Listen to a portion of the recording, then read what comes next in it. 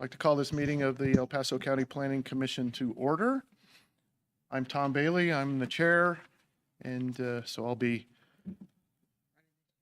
stumbling forward, leading you through this process today, and we'll do the best we can. We've got a big agenda, lots of pieces, so please bear with me as we go through, and we'll do the best we can. So, my first, if I can find the right piece of paper, my first order of business is to assign the voting members for today. So, get a little bit of an introduction and see who's going to be making the decisions or making the recommendations this morning. So, first of all, I'll start down here. We have Ms. Miriam will be voting, and we have Mr. Byers will be voting, Mr. Moraes, Ms. Fuller, We're festive. Mr. Trowbridge, Ms. Offner, hello, Mr. Shipples, and Mr. Smith. And then I, the chair, will also vote. So we have a full house, full panel of 9, which is what we like. And now we will move on to report items. So, Ms. Harrington. Good morning, Commissioners. For the record, Megan Harrington, Planning Director. This is our last meeting of the year, so I want to say thank you for your service. And while I do understand that you have a long agenda this morning, we do have a non-action item at the end that we will be presenting to you. It will be a quick item. We made a small change. We were going to do a non-action item for you that was dealing with landscape code amendments. We will do that at your meeting on January 4th, but today at the end, briefly, we will discuss the temporary sign code so that we can move that forward, and I'll give you more information at the end of your meeting. So thank you.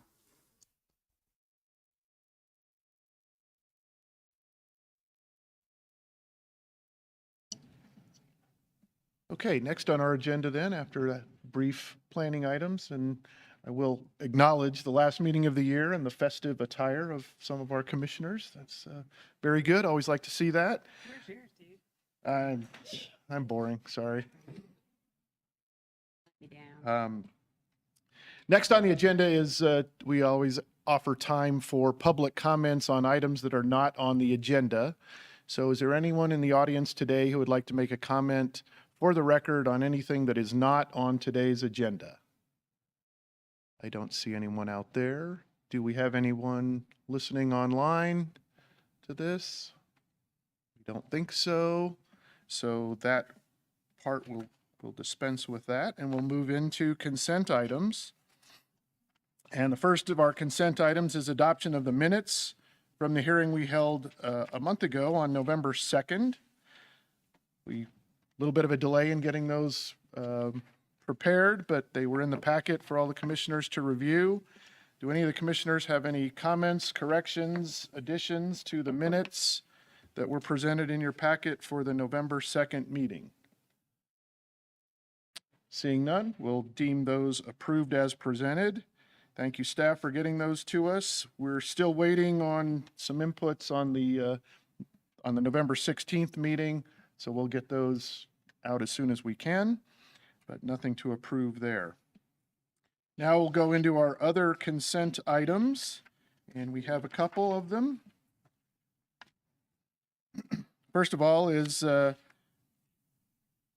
file number VA 233, a variance of use for 15080 West Chaparral Loop. Would any of the commissioners like to have that pulled and heard as a regular item, or any questions for staff?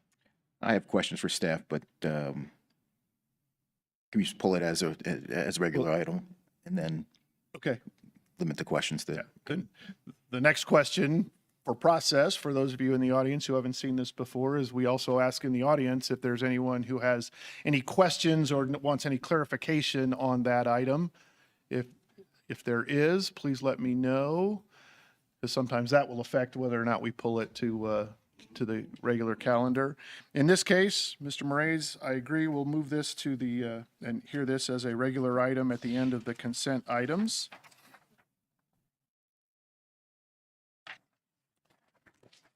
Moving on then to item, where's my list? Here we go. To agenda item 3C, file number SF2226, the final plat for Roman subdivision. Let me ask it this way. Anybody in the audience with questions or concerns about that one? I don't see anybody there. Any of the commissioners like to have that pulled and heard as a regular item or have any questions for staff? Seeing none, I'll entertain a motion on file number SF2226. Ms. Fuller.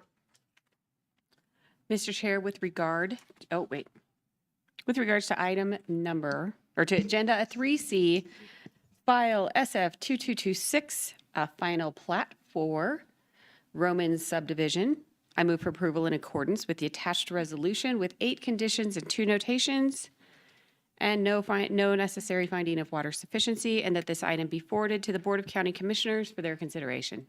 Second. Thank you. Second with Mr. Moraes. Any discussion on that? Seeing none, I'll call the roll. Mr. Byers. Ms. Miriam. Aye. Ms. Offner.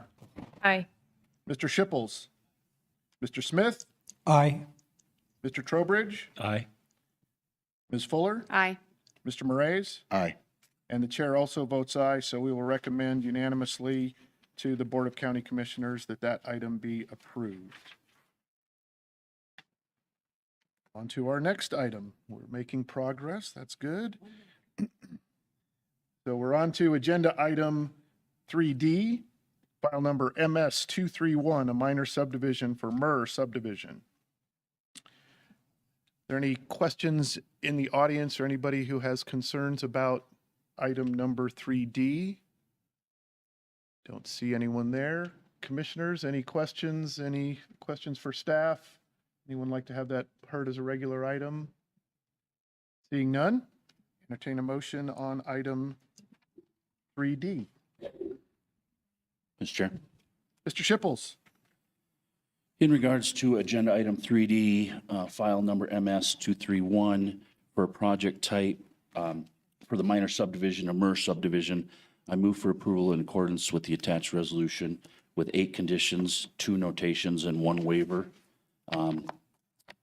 With the finding sufficiency in insufficient water quality, quantity, and dependability, that is this item before the Board of County Commissioners for their consideration.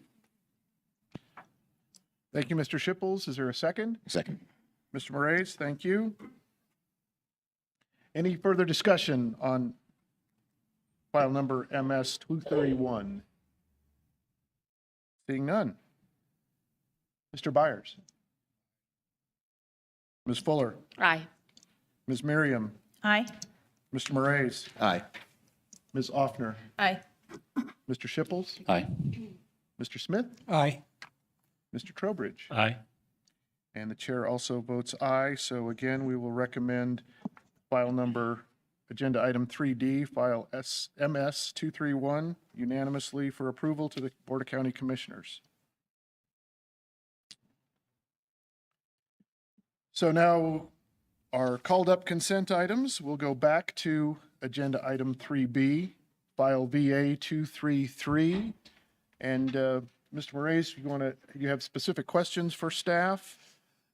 Do we want to start that way and then see Yeah, I how guess- far we need to go? I just go with my concerns with this. I'm looking at the approval criteria for a variance, and to me, at the offset, it's not making sense on why this is a variance and not a subdivision into 2 properties where you could put 2 homes, you could rent the homes, you could have that the accessory dwelling on the one of the properties with a barn at that point.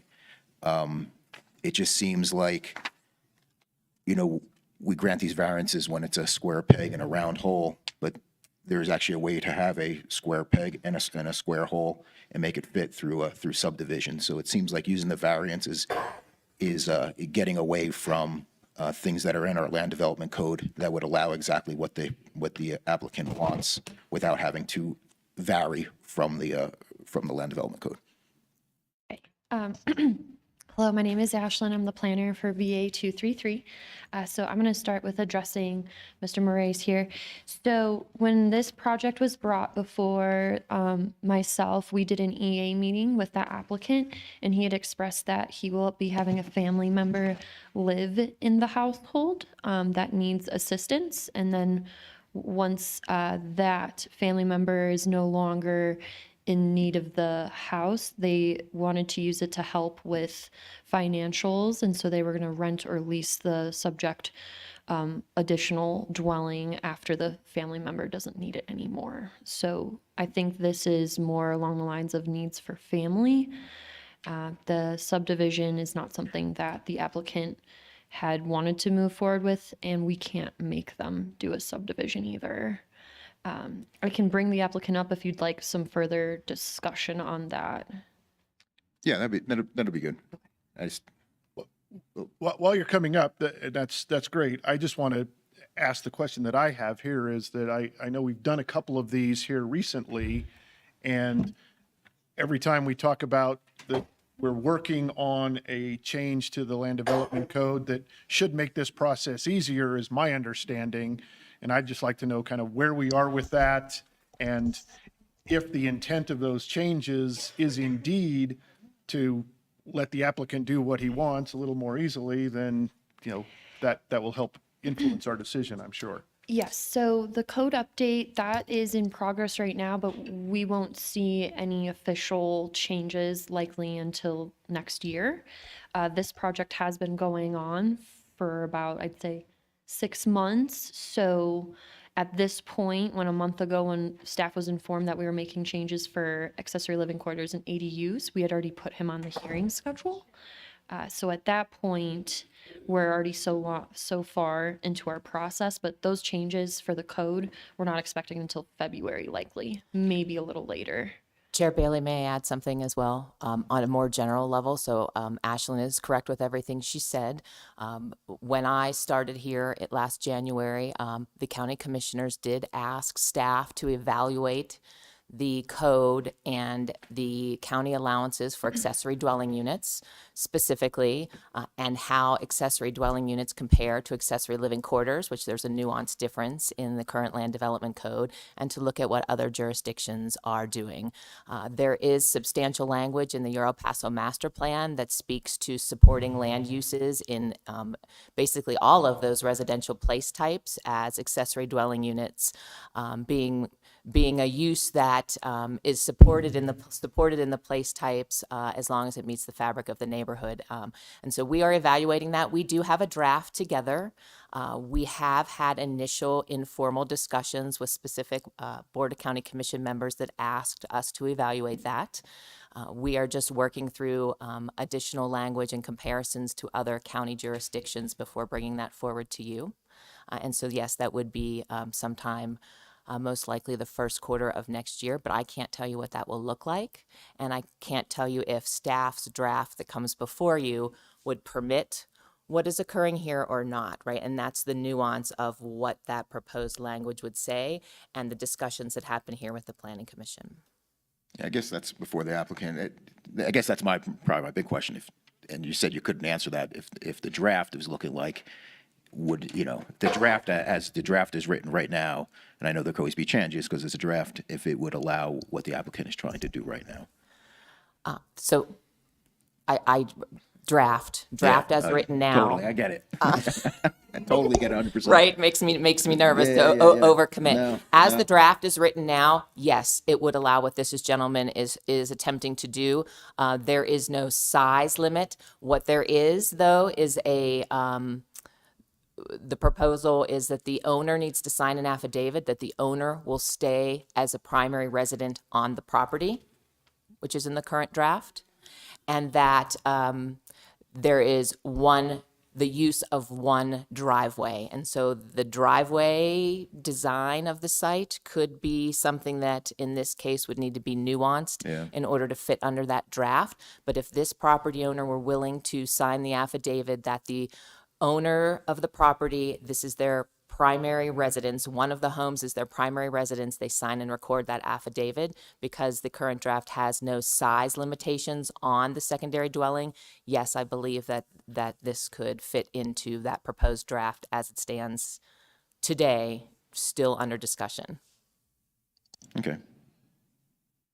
Thank you. Thanks for that clarification, and let's still go ahead. Yeah, and we'll let's hear hear from the applicant. and, I will give him his due. Get your couple minutes here, and Good morning, you. Mr. Rice, to answer your question so directly. please, and for everyone, sorry to interrupt Yeah, no you. problem. When you first come up, please introduce yourself, let us know who you are, and if you haven't, sign in on the sheet. That'll be the official record, so when they read the transcript, we get the spelling of the name right and everything. So anyone that speaks, and you heard Ms. Harrington introduce herself at the beginning, even though we all know who she is, but please do that for us. It'll help the process a little bit. Thank you. Good morning, my name is Zachary Gaddy, obviously 15080 West Chaparral Loop. Going back to your question, I actually attempted to subdivide in 2019. At the point my wife and I were looking at this option, and we ran into an issue. I did the whole planning commission and everything else. We have a floodplain that runs through the bottom of our property, or through the middle of it. And I was directed to get a LOMAR through FEMA. It took 2 years for FEMA to get back to me. At that point, it was the middle of the whole COVID pandemic. And then I finally reached out to some engineers. Engineers told me it was unlikely and that it would probably cost me $30,000 to $50,000. And so that was kind of the reason we stopped that idea, put that on the shelf for a while. And then we had a family member in need, so we decided to kind of re-look into everything. It took me forever to try to figure out financing for this because I'm not made of a lot of money. Finally figured out a way to finance this opportunity and went forward with this way. Okay. Thank you. Any other questions for staff? Do we need any more, or? No, I'm comfortable. After hearing, I'm comfortable. I agree. I had similar questions, so thank you for bringing that up. Thank you, Mr. Gaddy. I appreciate that. And if there's no other questions for staff, and this was originally a consent item, we'll entertain a motion. I could even do it if you want. I'll do it. Mr. Moraes, thank you. Mr. Chair, with regards to agenda item 3B, file number VA 233 for variance of use at 15080 West Chaparral Loop, I move for approval in accordance with the attached resolution with 2 conditions and 2 notations. And there's no applicability for finding anything about water. And this item be forwarded to the Board of County Commissioners for their consideration. Mr. Chairman, I'm so sorry. Again, Megan Harrington, and I appreciate the motion. I believe I don't want to pass anybody up in the audience that may be here to speak to the item. I believe I saw someone signed up on the sign-in sheet at the door that wanted to speak to this item that may have missed. If you wouldn't mind I just did ask that clarifying. question earlier, but. I know that you did, but I thank remember you. seeing the sign-in sheet, and I'm so sorry to interrupt you. No, that's fine. I need all the help I can get, keeping in line. So is there anyone in the audience who has any comments on this item? Nope. Okay, all right, so we will, we'll take that public comment on this item. I don't think we need anything more from staff until maybe I'll call you back, but thank you. When you heard it earlier, we thought, okay, we wait, so we No. weren't sure. Yeah, just help me out if you're here on a certain item, make sure I know about it so I don't forget you. So, sir, please go ahead, introduce yourself and. Hi, I'm Chris McKinney. I live at 15460 Chaparral Loop. Everybody that lives out in our little neighborhood, our little community, has between 6 and 23 acres. We've got llamas, dogs, cats, sheep, cows, and lots of horses. And so if we start increasing the density of the homes in that area, we feel that increases the amount of amount of problems we're going to have with all that interaction, right? Most of the people that I've talked to that move out there, they move out there to get away from density, right? So I think it changes the fabric of our community if we start allowing people to just build extra houses on their property. So I sympathize with Mr. Gaddy's situation. I don't know why he can't just add a space on his house to accommodate the needs of that family member, but adding a dwelling that's going to be used for a rental, that he also lives on that property, that is a concern. We also have concerns about water out there, as everybody knows. So those are some of the concerns that we've had when we have our discussions. So I wanted to voice those. Thank you, Mr. McKinney. Other comments? Yes, good morning. My name is Scott Donnell. I live on 19475 Horseshoe Court, which is in the Peyton Ranches subdivision, just a little bit up the street from Mr. Gaddy's property. I'm generally opposed to this variance, and Mr. Morales brought up a good point, notwithstanding, what we heard from Mr. Gaddy about the difficulty of subdividing, but that mechanism is in place for anyone that has more than 10 acres, and most people out where we live do. If you want a second residence, you could subdivide. That's an option. There was some reason originally in the Land Development Code to not allow second residences to be used for rental properties. All right, so I'm submitting that in the spirit of the intent of the land use code that prevents that, I'm opposed to having this variance that would create a rental property where none existed before. If you grant this variance, now I generally want not to like to use the slippery slope argument, but here it comes. If you grant this variance, then anyone else within the Peyton Ranches subdivision, like I said, most people have 10 or more acres, could say, you know what, I'd like to get a variance too. That's a great deal. I could get a second property, I get a second residence in my house, on my property, and I could rent it out. And as Chris just got done saying, we have large lots with a generally with a single residence on that lot, maybe plus a barn or accessory building. Now, we love our neighbors, but we love them more when they're at a distance from us. So while I understand the situation Mr. Gaddy's facing, I'm also kind of approaching you from the perspective of the broader concerns of our subdivision and the original intent of the El Paso County Land Development Code that would prohibit just the de facto placement of a second residence to be used as a rental property. Thank you for your time. Thank you, Mr. Donnell.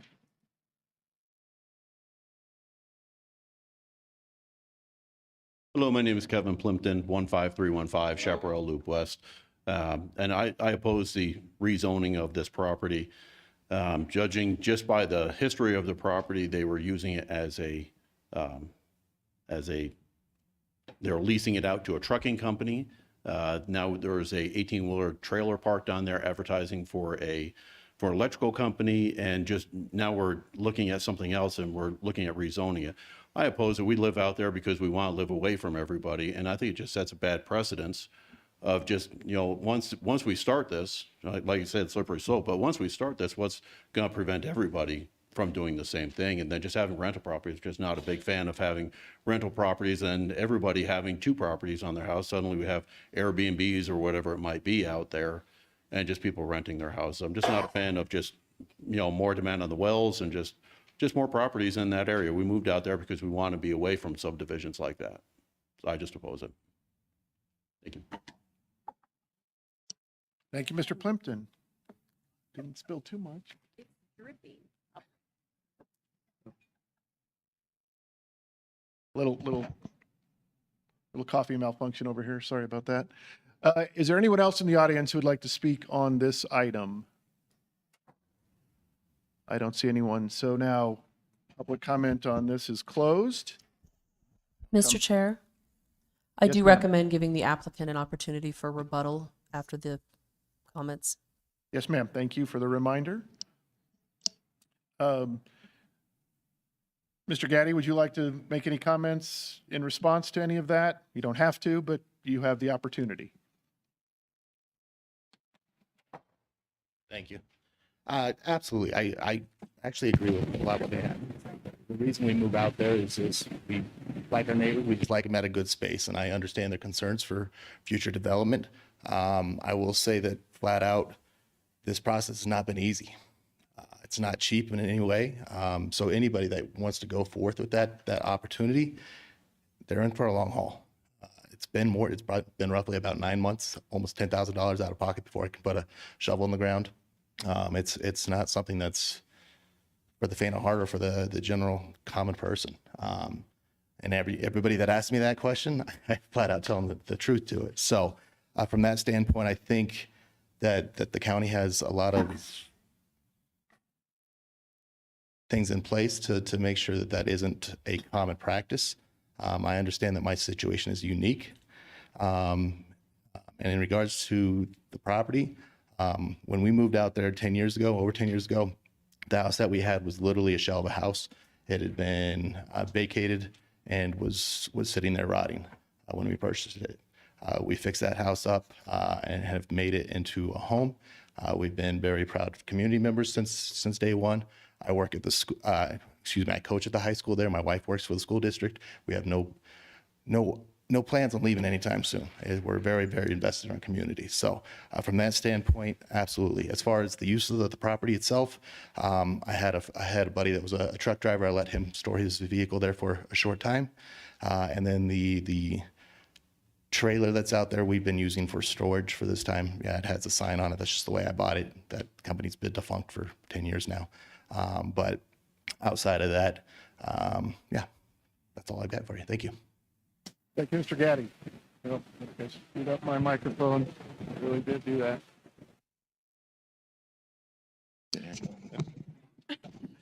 No, we'll get this in a break in a few minutes. We'll just share one here. Now look at this. We got experts up here.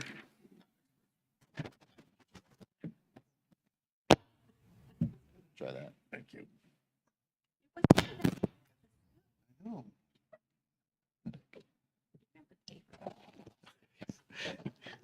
You can take that out of my salary here to make that repair. Sorry about that. Okay, we've had public comment, we've had discussions. I think we're good. Sorry. So the official record of this hearing is the recording. So that's why it's critical that we get the names, both verbally and written down, because that's what has to be official. So my microphone's kind of important, and now I broke it. I owe the county some money. I'll take care of that. So back to the item at hand. We've had some discussion. We've had public comment. Is there any further discussion among the commissioners? Ms. Miriam? We need a second. Well, Mr. Chair, I have well, a question. I think we went back from the motion to public comment. We're discussion first, and then I'll entertain a motion. Yep, Ms. Miriam, is your, The question is for staff. If a variance is allowed, excuse my voice, if the variance is passed by the county commissioners, obviously we only give a recommendation, but if there's a variance that is passed, does that stay with the title of the property so that the next person that potentially purchases it can then subdivide easily? So a lot of these approvals will run with the use of the land. So if there's a variance of use has been approved at this property, our conditions and notations with it also cite if the use is no longer in use after 2 years, it would be revoked or null and void from the property. So as long as they have the structure out there that they're approved for, between Planning Commission and Board of County Commissioners, and they keep that use active, it'll run with the property. But as soon as the use is no longer being used or it's in use differently than what was approved, then that would change the outcome.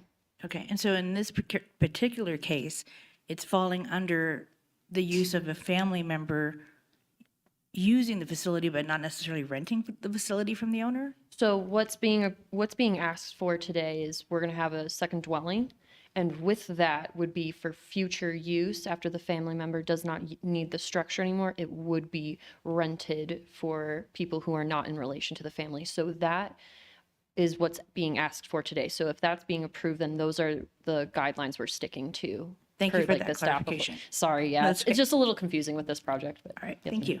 Mr. Chair, Mr. Trowbridge. could we have the approval criteria put up on the board, please?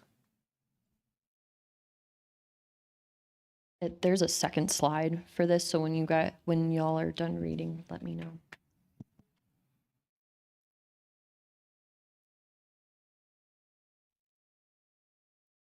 And I think I'll point out, and I know the county attorney will correct me if I'm wrong, but when we've approved these in the past, one of the primary considerations is that because we understand that times have changed since the code was originally written, that strict application of what we've interpreted at least a couple times in the past as an outdated code is what creates a peculiar and exceptional practical difficulty or undue hardship.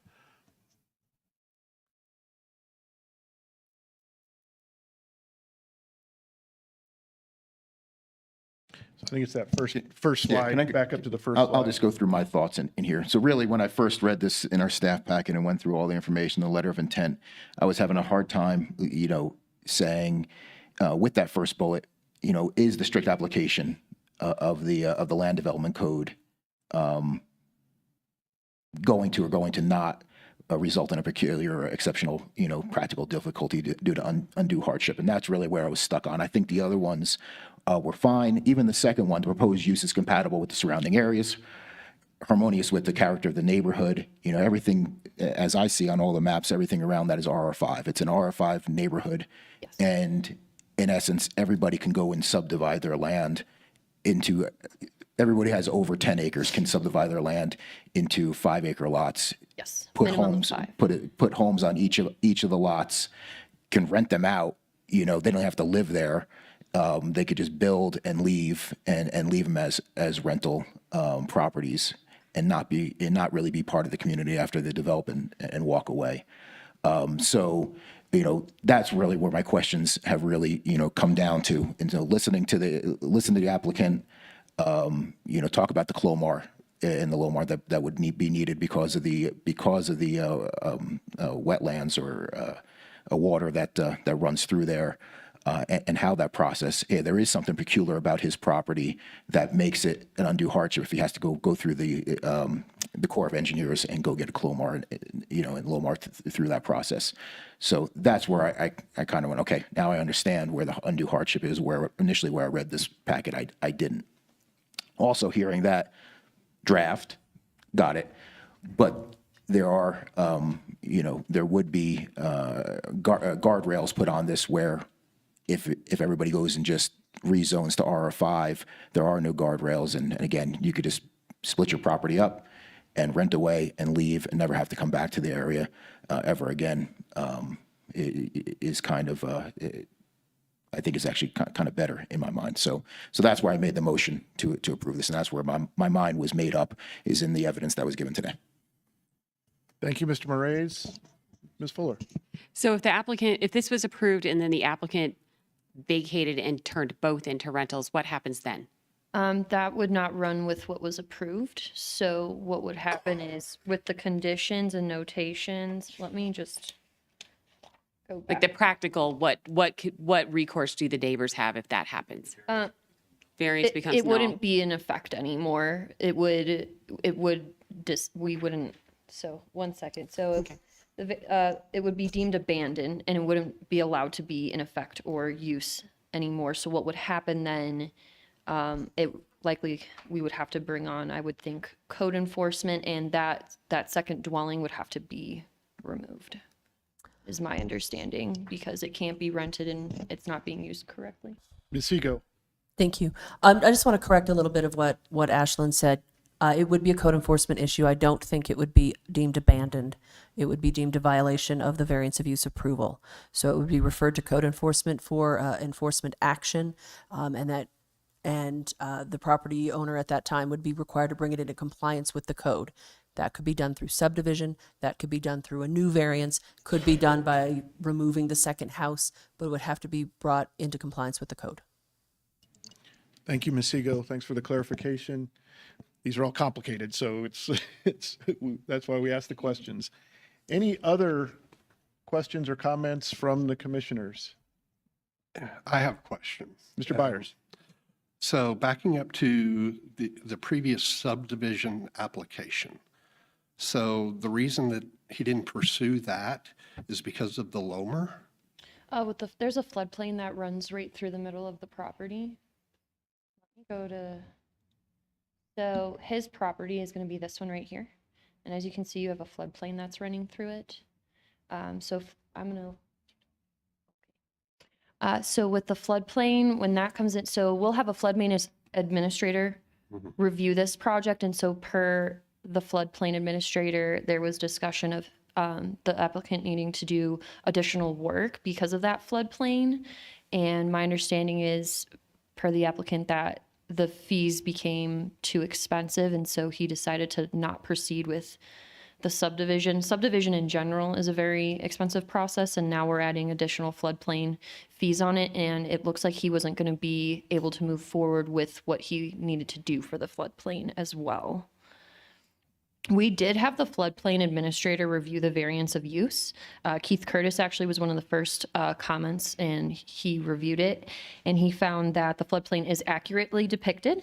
There are no buildings within the floodplain, and they are outside of it, and so he didn't actually have any further comments to need to do multiple reviews on the project. So if the proposal were to keep buildings, which they would have to be, out of the floodplain, the restriction is created by the Corps of Engineers?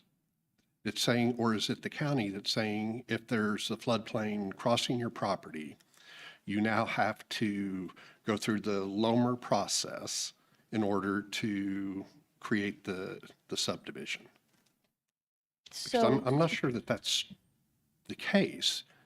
There's a lot of properties out there that are large, that have floodplains, and if you subdivide them, you don't always have to go through a Lomer-Clomer process. Yes, of course. I think this property is unique, as the applicant stated, and there were additional concerns, and so that's why the floodplain the administration had wanted him to go through some extra steps, is my understanding. Yes, it's not always the case with every property, but as we know, every project's unique and different. I am not the most well-versed in floodplains. We could get additional information from the Keith Curtis if need be, but I'm not the most well-versed for the criteria. We have something pulled up here, though, as well, if you'd like to read through it from the code. Well, Mr. Byers, does that address your? It does, yeah. Mr. Chair, if I may provide a little more clarification on this answer, if it may be helpful. Ryan Hauser, Planning Community Development. So the rule in our land development code is that they have to show the base flood elevations of the floodplain. So if it's an unstudied basin, then they would have to go to FEMA to do that map amendment process to get the base flood elevations so that it's considered a studied basin, or studied floodplain, in order to complete the subdivision application. So if it's a flood zone, I think it's A is the one that they have to go to get studied. That's where they would need to go through the Lomer process. If it's already a studied floodplain, then they would not have to do that. Does that help? Yes, thank you. Thank you for that. And Mr. Kilgore pulled up the land development code and highlighted the sections on limits of approval and renewal of variances generally. And I'm guessing that if we were to, we have the opportunity to suggest to the Board of County Commissioners to put a time limit on this. Otherwise, as I read it, it runs with the land. So if the applicant sold the property, the variance would continue Yes. unless we or the county commissioners rather, limit that somehow. Mr. Chair, Okay. Mr. Trowbridge. except the condition says the approval is limited as discussed and depicted in the applicant's letter of intent. And so if the applicant did sell it, then it would no longer be in compliance. And to Ms. Sego's point earlier, they would be in violation of the variance. And there would be a process for, they could either apply for a new the new owners could apply for a new variance, or they could go through the subdivision process, et cetera, to do whatever it took to get it back into compliance. But they, at that point, it would not be in compliance anymore with the variance that we are considering today. That's my understanding. Yeah. That's why we have attorneys to answer these questions. My interpretation is, So I'm sorry, Lori Seago, County Attorney's Office. Did I understand you, Mr. Trowbridge, to say that it's your understanding that if the property is sold, the variance is, or the letter of intent is no longer being complied with, and so the variance is out of compliance? That's how I read the first condition Okay. of approval here, that the approval is limited to the use of a second dwelling as discussed and depicted in the applicant's letter of intent. I respectfully disagree. I don't think the sale of the property would impact the variance. And I haven't read the letter of intent before, so I'm just scanning it now. But it says that they want to build a second dwelling, which will then become the property owner's primary residence. The existing residence will be used for a family member, and once the family member is no longer there, it will be rented. So whoever is the owner of the property, whether it's sold in the future or not, would be expected to use a residence as a primary residence, and the other one could be rented out. So in my mind, the sale of the property itself does not impact the variance, as long as the use is consistent with the letter of intent. and that was my interpretation when I pointed it out that way. But again, That's fine. it's important that we understand if we're creating something that lasts forever or just something that's a little more temporary. So appreciate the discussion. Any other questions, Well, comments? I guess I'll come discussion? back then. And if the current owner sells the property, they are no longer living in that house. Is that not a violation of the condition? We look at the use of the property, not who is implementing the use. So if it's used by the property owner as the property owner's primary residence, but it's not specific to the current property owner. I see. Okay, thank you. But if a new buyer moved into the other house, then perhaps it would be different, but that's a little down in the weeds. So any other questions, discussion? If not, I'll come back to Mr. Moraes, and perhaps you'd like to restate your motion. Witness, Chair, with regards to agenda item 3B, file number VA233 for a variance of use at 15080 West Chaparral Loop, I move for approval in accordance with the attached resolution with 2 conditions and 2 notations. And this item be forwarded to the Board of County Commissioners for their consideration. Thank you, Mr. Moraes. Is there a second? Second. Mr. Trowbridge, thank you. Any other discussion among the commissioners? Seeing none, we'll call the roll. Mr. Byers, Nay. Ms. Fuller, Aye. Ms. Miriam, Aye. Ms. Offner, Aye. sorry, Mr. Moraes, Aye. Mr. Shipples, Aye. Mr. Smith, Aye. Mr. Trowbridge. Aye.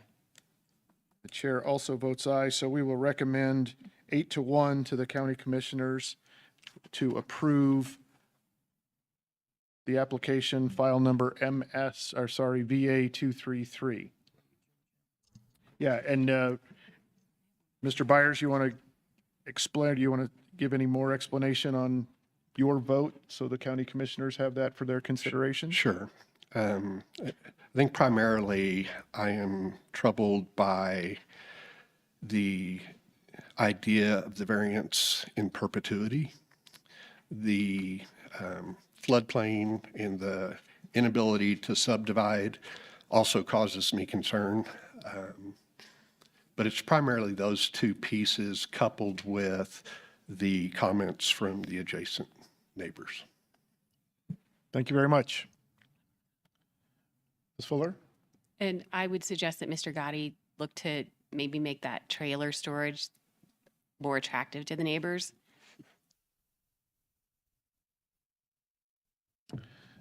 Okay, thank you. Now, I think we are moving on. in our Mr. Chair? agenda. Ms. Segal. Sorry for interrupting. Before we move on to your regular items, I'd like to make a comment on previously approved item 3C, the Romans subdivision. There was an error on the chart that you're provided, sort of the cheat sheet that you're provided for these items. So on item 3C, under the column water sufficiency, it says NA. That is not accurate. This is a subdivision, and findings of water supply sufficiency are required, and we don't recall those being made with the motion. So what I would recommend, so that we can correct that for the record, is number one, if someone could please make a motion to reconsider that item, and we'd have a second and then a vote on the motion to reconsider. And then if there, so that opens the item up again. And if there is a motion to approve the item, then the water sufficiency findings be included in that motion, please. Thank you. Mr. Chair, A lot easier to do this in advance than go back. So, Mr. Trowbridge, I move that we reopen agenda item 3C, file number SF2226, the final plat for Roman subdivision for consideration. Second? thank you. And a second from Ms. Miriam.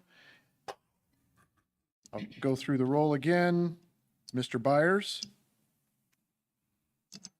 Aye. Ms. Fuller, Aye.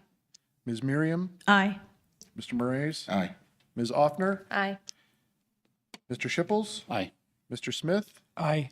Mr. Trowbridge. Aye. The chair also votes aye, so we will reconsider item number, agenda item 3C, SF 2226. Now I'd entertain another motion. Perhaps Ms. Fuller would like to, well, you did it wrong. I did not do it wrong for the record. I followed my chart. I move the gentlelady's words be taken down. Mr. Chair, with regards to agenda item 3C, file number SF2226 for a final plat of Roman subdivision, I move for approval again in accordance with the attached resolution with 8 conditions, 2 notations, and a recommendation of finding of sufficiency with regard to water quality, quantity, and dependability, and that this item be forwarded to the Board of County Commissioners for their consideration. And I'll second it, and I should have caught it the first time, so I apologize for not catching that when I seconded it the first time. Thank you, yes. It's actually his fault, not yours, Exactly. so I apologize. Not his fault. Thank We're going to you. blame him. Ms. Fuller and Mr. Moraes, and I will again recall the roll for the vote on this. Mr. Byers, Aye. Ms. Fuller, Aye. Ms. Miriam, Aye. Mr. Moraes, Aye. Ms. Offner, Aye. Mr. Shipples, Aye. Mr. Smith, Aye. and Mr. Trowbridge. Aye. Chair will repeat the vote for aye. Again, so we will recommend approval of the corrected resolution, corrected motion to the Board of County Commissioners for approval. I'm not going to spill my coffee again, but I am going to say let's take a break until 10 o'clock before we move on into the regular items. Give everybody a chance to stretch your legs a little bit, and we will come back with the proper gravity for these proceedings. Maybe. Thank you. 6-7 minutes.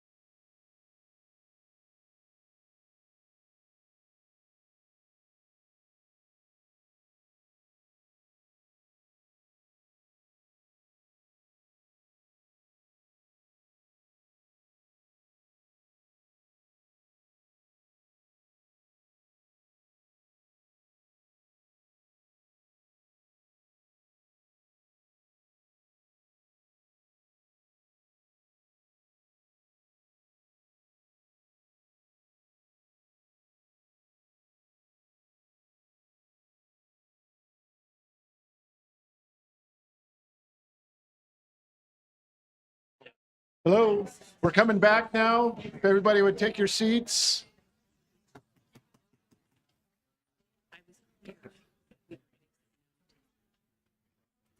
We were just going to look at for the changes we asked.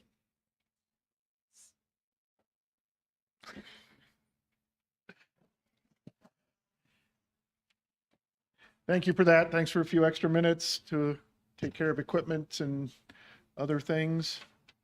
Okay, now we'll move to the regular items on our agenda.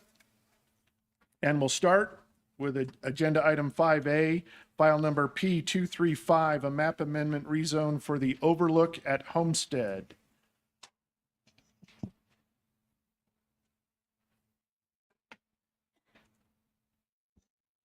Good morning, Commissioners. Kylie Bagley, Planner 3 with El Paso County. I was the planner assigned to this project, which is titled Overlook at Homestead Rezone, file number P235.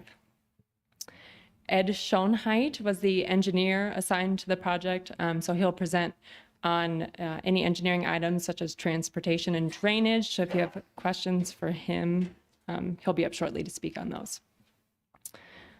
If you wish to provide public input and you're watching remotely, please provide a name and phone number to the email below, which is pcdhearings@elpasoco.com. In front of you is the criteria of approval for a rezone map amendment. I'll just leave this in front of you to read and you can let me know when to move forward.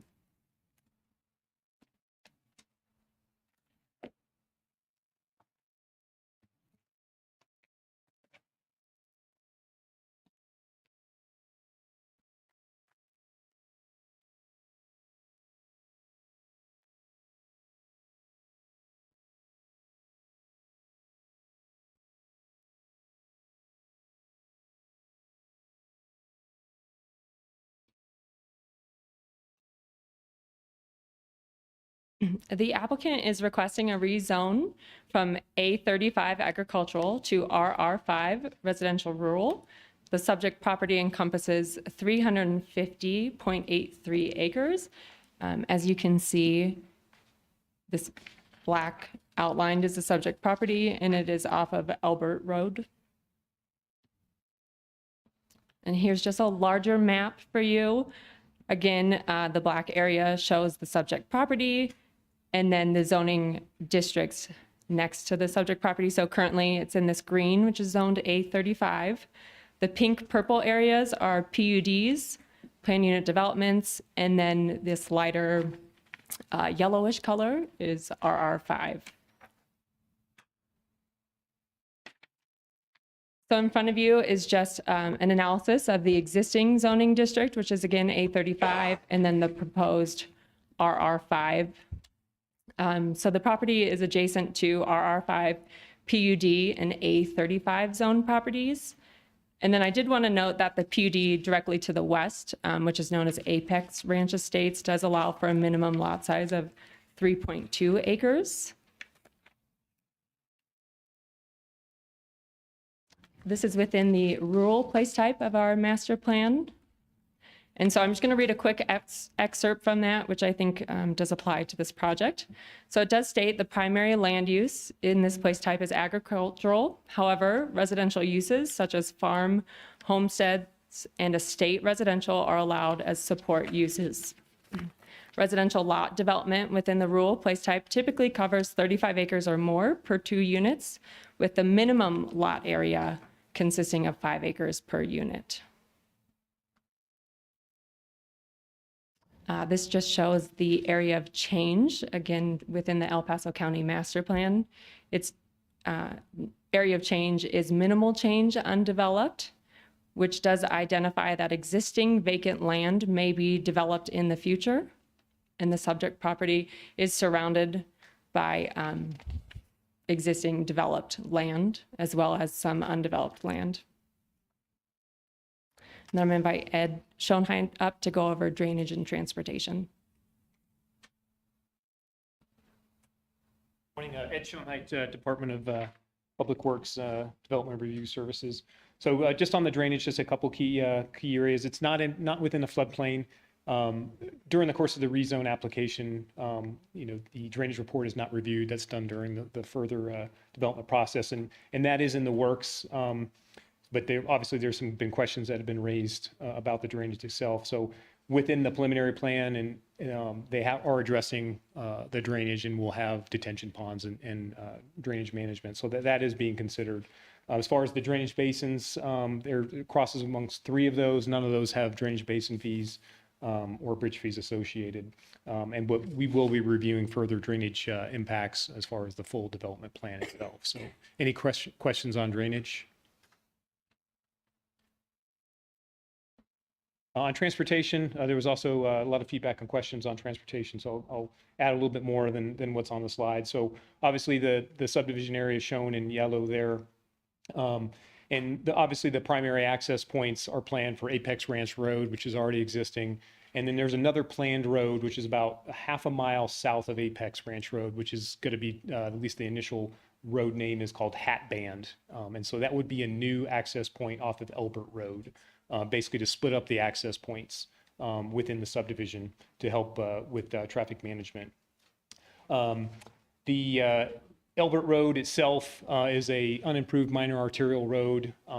It's a 2-lane road, and it's 55 miles an hour. When I say unimproved, is mainly deals with based on the classification compared against the road cross-section width. So it's not as wide as it would be if it was a full improved arterial road. And so there are some things that we had been in discussion with the developer through the traffic impact study for some potential improvements around the entrances to those to the subdivision itself because of that cross section. A traffic impact study was submitted, has been reviewed. You can see the additional trips that are added. Based on those trips and analysis, turn lanes based on the criteria are not required at the intersection of Apex Ranch Road and then Hat Band Road, which is the new access point to the south. The levels of service for those intersections are deemed to remain at level of service B, which is still a good level of service. But turn lanes were not planned as far as the traffic impact study and the analysis, so they're not included in that. Road impact fees are applicable to the development. And I think one of the other things that was brought up was access for the development itself during construction. Obviously, Apex Ranch Road is a public local road, which does run through the existing subdivision of Apex Ranch. And then that new Hat Band Road, which would be to the south, would be a new access point. As far as the construction access and things like that, that potentially could be worked out through the development phase and further review as far as how access into the subdivision would be given. But the public roads are public roads unless there's additional restrictions that are put on there. That's typically not the case, but that we see during normal subdivision development. But there have been some concerns with that have been noted. Barring your questions on transportation, that's all I have. Thank you. Okay, thanks.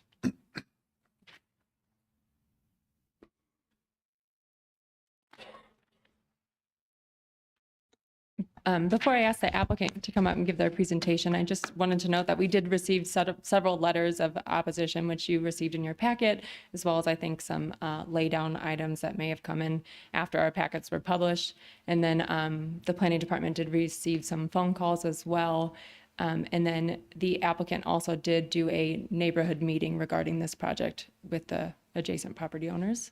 So with that being said, I would like to bring up NES to give their presentation on the project.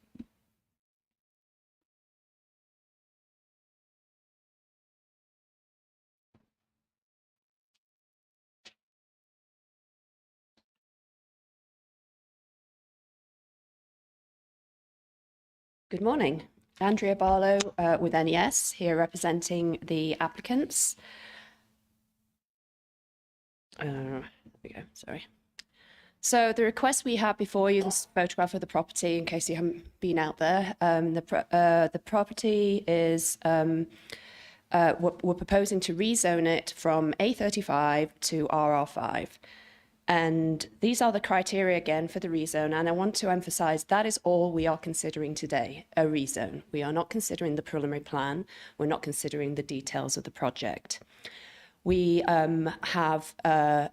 we submitted the rezone a couple of months before the preliminary plan. The preliminary plan is under review. We've received initial comments. We are in the process of putting together our resubmittal to the county. We held a neighbourhood meeting, which I'll talk a little bit more about, but in that neighbourhood meeting, we did explain the process to the neighbours in that we would be coming before the Planning Commission and the board initially to consider the rezoning and then subsequently to consider the preliminary plan.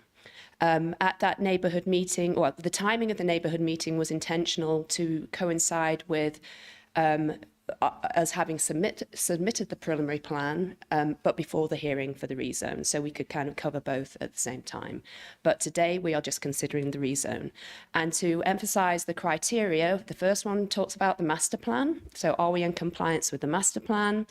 The second one is the statutory provisions, which that the statutes numbers are there. It doesn't tell you much more than that. I never think that's very helpful, but those statutory provisions just give the county the right to zone property or rezone property. And then obviously it are the proposed land uses and the and zone districts adjacent, compatible with what we're proposing, and is the site suitable for the intended use in terms of the standards? So that is, can we meet the standards of the zoning that we're asking for? So here's just a reminder of the location. It is just off Elbert Road. Apex Ranch Estates is located in that west quadrant of that overall parcel. Then we have the Riata subdivision to the south and to the east.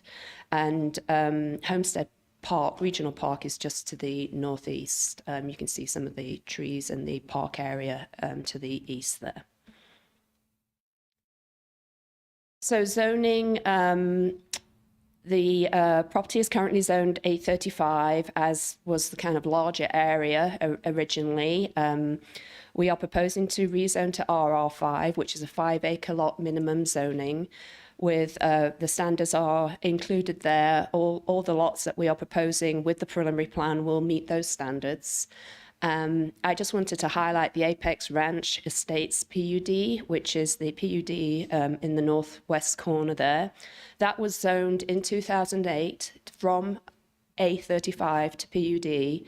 They have a lot size range. I know Ms. Bagley said in her presentation 3.2. I took my information off the assessor's website. The smallest lot comes up as 3.1, up to 9.64 acres. Their average lot size is just under 5 acres, and 17 of the 21 lots in that subdivision are less than 5 acres.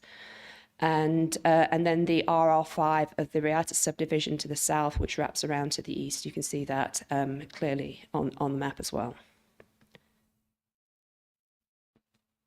So I'm going to go into a little bit more detail on the master plan. It is in the rural residential, the rural place type, not rural residential, and the estate residential of a minimum of 1 unit per 5 acres, which is what we're looking at here, is a supporting land use. One thing it particularly says in the master plan is as growth occurs, some of the rural areas may develop and transition to another place type. So you can see the Apex Ranch Estates and Riata subdivisions are both shown as large lot residential. So they have already transitioned to that other place type. And we think that this is also an appropriate transition.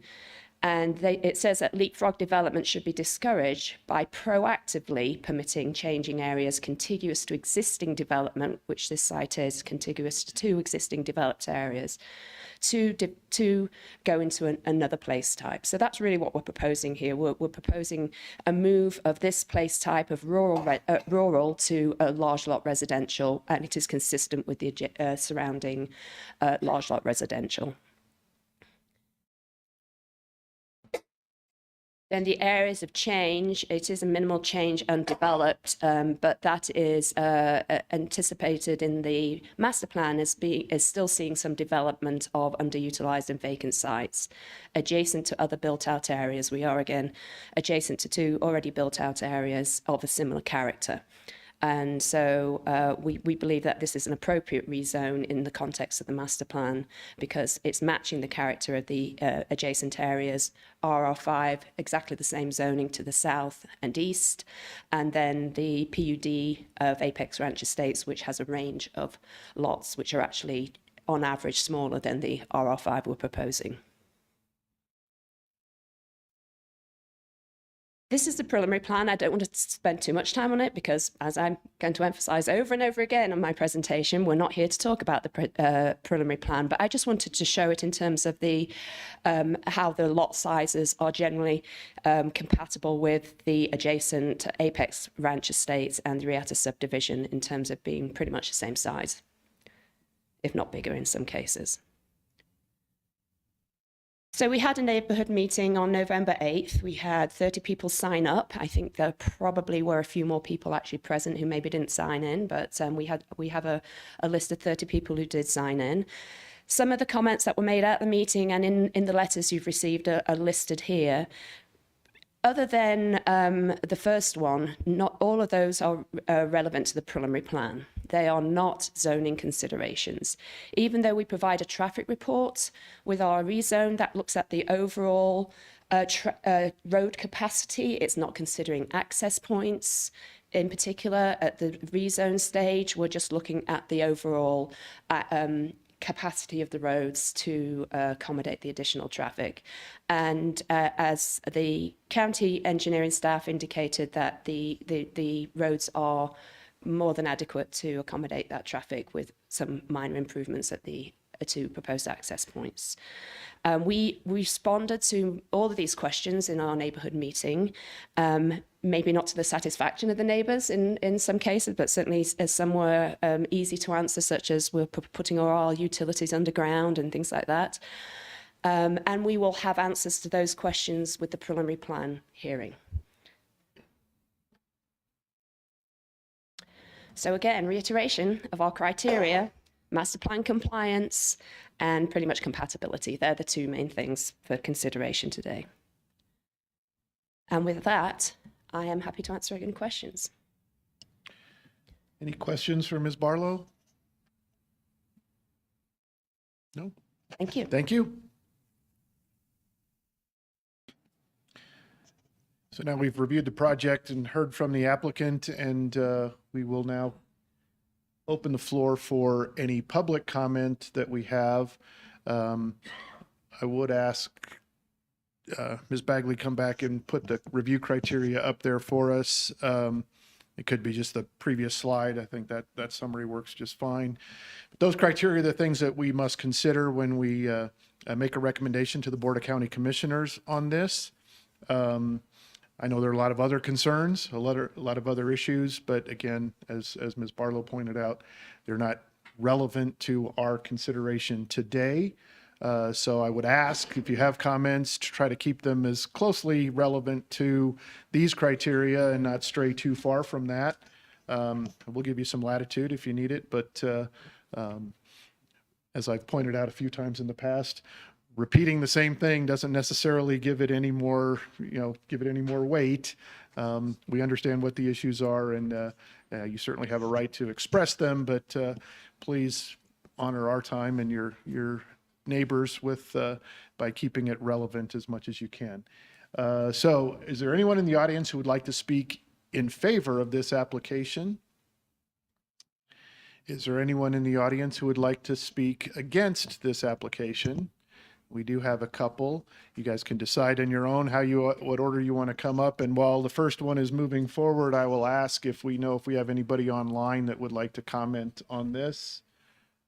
I don't know who's got the watch on that, but whoever wants to come first, please come ahead. And while we're checking to see if I need to go virtual for this, and again, please introduce yourself at the microphone, and then if you would, make sure that your name and information's written on the sign-in sheet. That'll help us a lot. Perfect. Good morning, sir. Good morning. My name is Nick Bennett. I do live in the Riata subdivision, directly south of this proposed change. My biggest concern, and I don't know if this falls outside of the criteria that we're talking about, My biggest concern is water. We're all on water wells out there. If I could, I would like to quote a little bit of an article from U.S. Geological Survey titled Aquifers and Groundwater by Water Science School, dated October 16th, 2019. The pumping of wells can have a great deal of influence on water levels below ground, especially in the vicinity of the well. If water is drawn from the ground at a faster rate than it is replenished, either by infiltration or from the surface or from streams, then the water table can become lower, resulting in a cone of depression around the well. Depending on geological and hydrologic conditions, the aquifer, the impact of the level of water table can be short-lived or last for decades, and it can fall a small amount or many hundreds of feet. Excessive pumping can lower the water table so much that wells no longer supply water, they can go dry. We are all on water wells out there. The change from a 35-acre lot to a 5-acre lot is going to significantly increase the number of water wells drawing out of the aquifers that we're all drawing from, and that's my biggest concern is this going to cause my water well to run dry? Thank you. Thank you, Mr. Bennett. Other comments in opposition to this application? Hi, I'm Joan Bennett, and I'm speaking today to oppose the development of Overlook at Homestead to 5-acre parcels when it's already zoned for 35 acres. As a resident of Riata subdivision, I can tell you that the ridge known as Rattlesnake Ridge, which is where Homestead Park is, right next to and abutting this development, it's not an official animal sanctuary, but it is an animal sanctuary. As development moves through the Black Forest, from Monument through to Albert Road, these wildlife areas are being eaten up by these subdivisions. The antelope that previously ranged down on Woodman Road area are also moving north towards us. The undeveloped forest, full of several types of deer and pronghorn, I read really fast when I'm nervous, is also home to black bears and mountain lions. And according to the letter from El Paso County Parks dated July 4th, 2023, that is in this file, this area is also home to the swift fox, which is listed in Colorado as a species of special concern, and its range overlaps Homestead Ranch. As the builders' meetings last month, he told concerned citizens that we're lucky he didn't ask for 2.5-acre zoning, which he apparently accomplished on the Winsome subdivision off Hodgins Road, turning zoned 35-acre parcels into 2.5-acre parcels. Besides the hubris of this man thinking he has just to ask for a rezone and it will be granted to him, it seems unsettling to me that this man solely is determining the zoning for El Paso County for his personal financial gain. But this gain isn't good for our water tables or wildlife. It seems the Planning Commission has already determined 35 acres is the best use for this area. And turning 350 acres into 5-acre parcels means 70 new wells, foundations, and water septic systems, all of which disrupts the topsoil and grazing area. The builder also indicated he would be tapping Dawson Aquifer for all of them, and that's fine, but at some point you have to believe water levels in this aquifer are going to dry up, and unrestrained use will have a detrimental effect. We have a responsibility to be good stewards toward the land, the water, and the wildlife. Most of the areas around us in Riata subdivision are 35-acre properties. So even though their map shows just right around there, south of us on Sweet Road and all on the other side are 35-acre properties. But when they zoned Riata, we were abutting a 350-acre ranch, which left a lot of open space for this wildlife. Revisiting the letter, Greg Stanchion of the El Paso County Parks and Community Services, he asked for a preservation of forest area, especially the ridge and easements between Homestead Park trails and the subdivision. He also requested a plat map with a proposed alignment that is constructible with average grades less than 10%. I haven't seen a plat map that shows any of this was taken into consideration. And when you look at those trees on there, that all just goes from like a meadow and then straight up into that ridge. So it's really hard to see without driving out there. You should drive out there, it's beautiful. But without seeing the actual land, you can't just picture from the little pictures they show you what it actually looks like. But it seems that he wants to squeeze as many properties in there as possible right up that ridge and into the forest. So it was originally zoned as 35 acres, and I think the El Paso County Zoning Commission got it right the first time, and that's how it should remain. Thank you. Thank you, ma'am, Ms. Bennett, for your comments. And we're all up here very familiar with those concerns, but again, they're not relevant at this point to a rezone. Other comments? Anyone else would like to make anything? Ma'am, please come forward.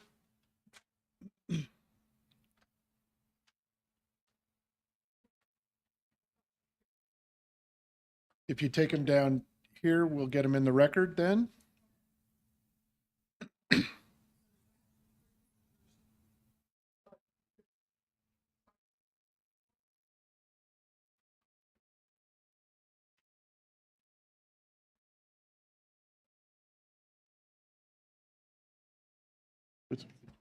Yeah.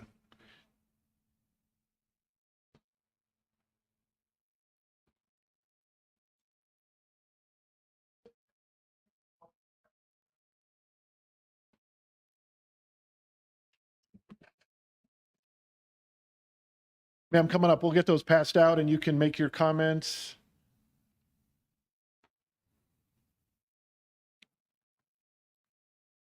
Okay, my name is Margaret Folk Dufresne, and I live in the Riata subdivision. And I have concerns that my main concern with bringing these pictures is to show that we went to the meeting and we went with an open mind. But every picture that they showed us was relatively flat. And it was very hard to see what the actual steepness of the butte is. The Riata subdivision, yes, they're using the PUD, I don't know how they got that, but they're using the Riata subdivision to say that it's okay to do 5 acres in this area as well as the Riata subdivision. The first picture I have has a tan house in the middle of it. Can you find that one? It really shows how steep that goes up in the back. Excuse me. May we have the overhead, please? Right here, and it'll show. Oh, where do I put it? Right here. Do we have an overhead still in this room? I don't know. I'm sorry, I haven't even. Do we still have an overhead in this room? If not, she does, it'll pop up. Otherwise, She's working on it, so go ahead and then you can. Okay, well, what I'm saying is the Riata subdivision is slightly sloped. And when we do have rain, this last season, we had all our roads wash out and 90% of the driveways, people couldn't even get into their properties. That's how bad the drainage is already. Now, the Riata subdivision is lower and it's not as sloped. So even when that comes down, it doesn't cross over Sweet Road and doesn't affect the properties on the other side. But now when they're going to cover 25% of the land, and this was on one of their things that allows them to do. When they cover 25% of that land with roofs, now this is just per lot is 25%.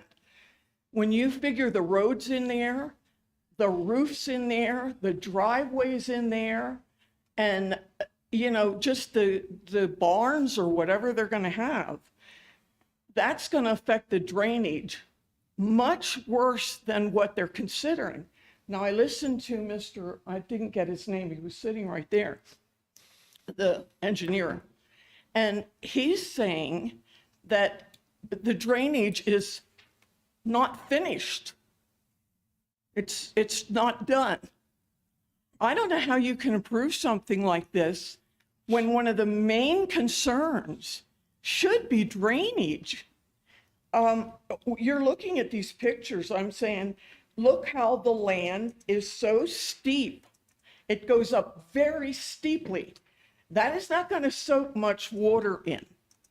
Right now, with the 35 acre, and the fact that a farmer owned this and the only people that were affecting the land were the cows, the drainage wasn't as much of an issue. Now, if you look at their pictures that they submitted of the land, which I can't push up again, there were no houses at all. I don't know where they took those pictures because there's houses almost everywhere. They must have taken them from years ago, but there are houses there now. And these houses have had, in the last rainstorm, flooded basements. Many of the people had flooded basements. And like I said, the roads were completely washed out. There is a main, I don't know why we're not allowed to bring up drainage. I think drainage is very important. And when we asked them about the drainage, they said, oh, we're going to have drainage ponds. Well, they're going to get full and drain anyway.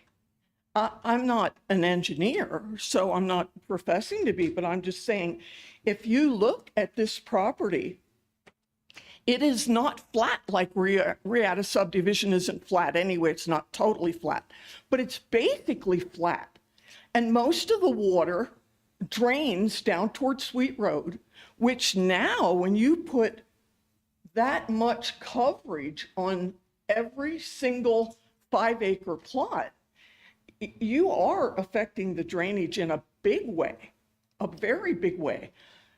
And Ma'am, did you have anything other besides the drainage that you'd like to bring up? Yes, I do. Okay, my second one, number 2.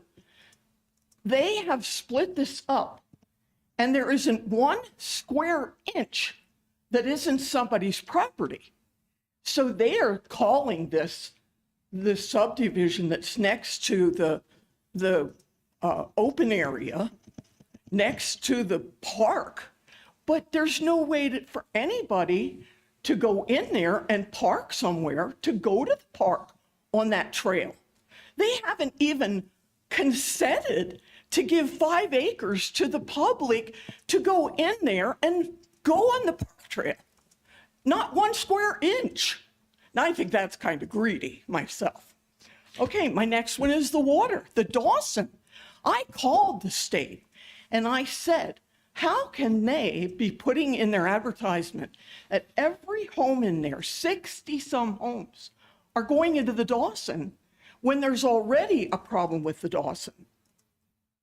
The engineer at the state told me that they are trying to get this passed, and it may be passed before this development even gets started, that there are no more wells going into the Dawson.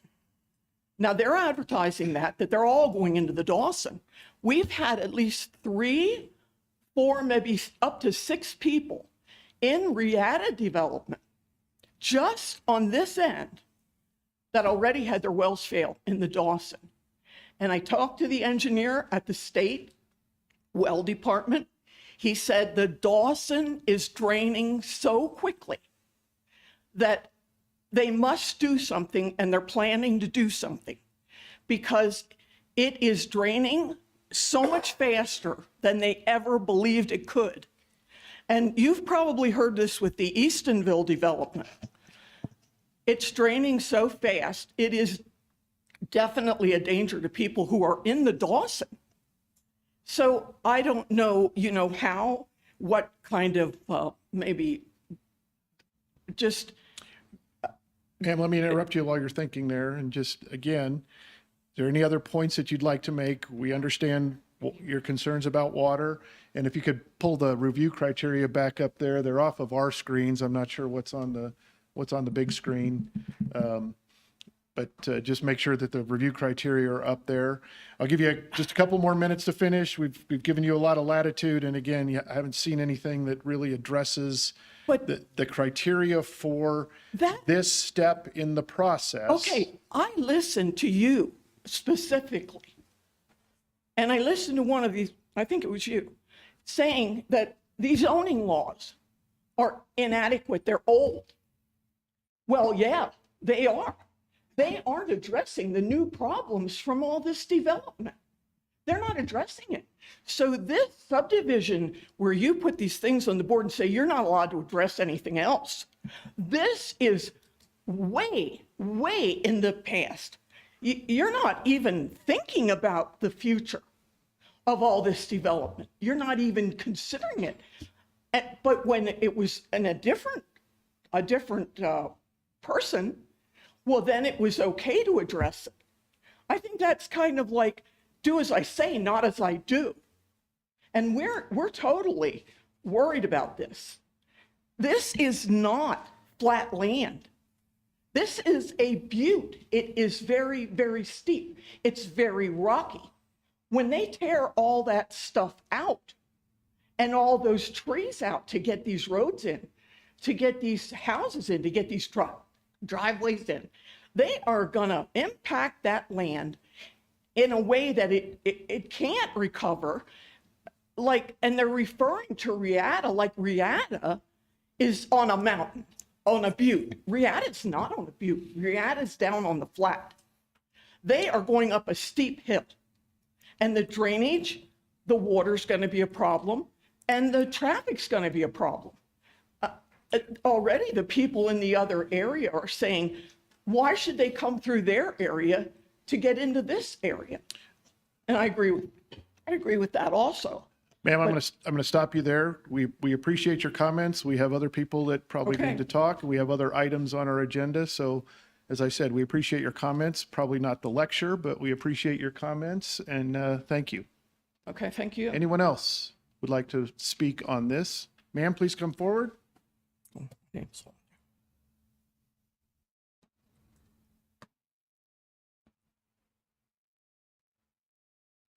Hi, my name's Mary Adams. I live in the Riata subdivision, and I want to agree with my neighbors who just spoke. I have about the same opinion and agenda. I was going to say about the same thing, so I won't repeat a lot, but to live out there is wonderful. It's open, it's country, and that hillside is one of the last of the open hillsides. Now, the developer could have bought land anywhere and put all this stuff in there, but he chose this one last hillside. You come out to Peyton, it's like people go, Peyton, way out there? Yes, we're way out there and we love it.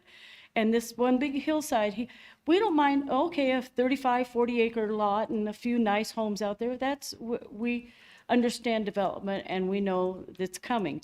But to put 60, 70 homes right there, boom, boom, boom, right next to each other on that hillside, I mean, oh my gosh, I look out my back door and enjoy the hillside. We have a lot of wildlife that comes through there, and plus we just think it's going to be really overcrowded. I really like to keep it open as the larger acreage, I'm sorry, like the 35 acres that's already approved, and not put in 10,000. We're not that close into town. We're out in the country, so we like to keep it the country feel, and I'm concerned of all the traffic and all the things, and oh my gosh. And one of the developers said they're going to have a HOA. Well, who's going to run it? No one's living there yet. How do they decide who's going to run the HOA, a homeowners association? Also, sorry. I got so much stuff here. I don't know where to start, but I agree, and everything that my neighbors just got to saying, same concerns of the drainage. We live, when it rained real heavy this last few months, it came right through our property and left a big, like a canal going through our property. What we did, we had to build a bridge on our property behind our garage, because we can't get to one side to the other of the property because it's a big gully right there and water. So we got a bridge in our backyard. So that's what we have. That's how we get from one point to the other point to our property. So we're concerned about the drainage, the water, and all the growth out here when we're supposed to still be country. So we're hoping not to have it be a whole bunch of 5 acres, but to keep it open at 35, 40 acres. Thank you very much, and thank you for listening, having our concerns. Thank you. Thank you, Ms. Adams. Is there anyone else who'd like to speak on this? Sir, come on forward. Mr. Chair, Justin Kilgore. Mr. Kilgore. If I would just make the reminder, anyone that's speaking that hasn't signed in, to please sign in. There's a sheet up here, the pen's on the top, and there's one over here with me as well.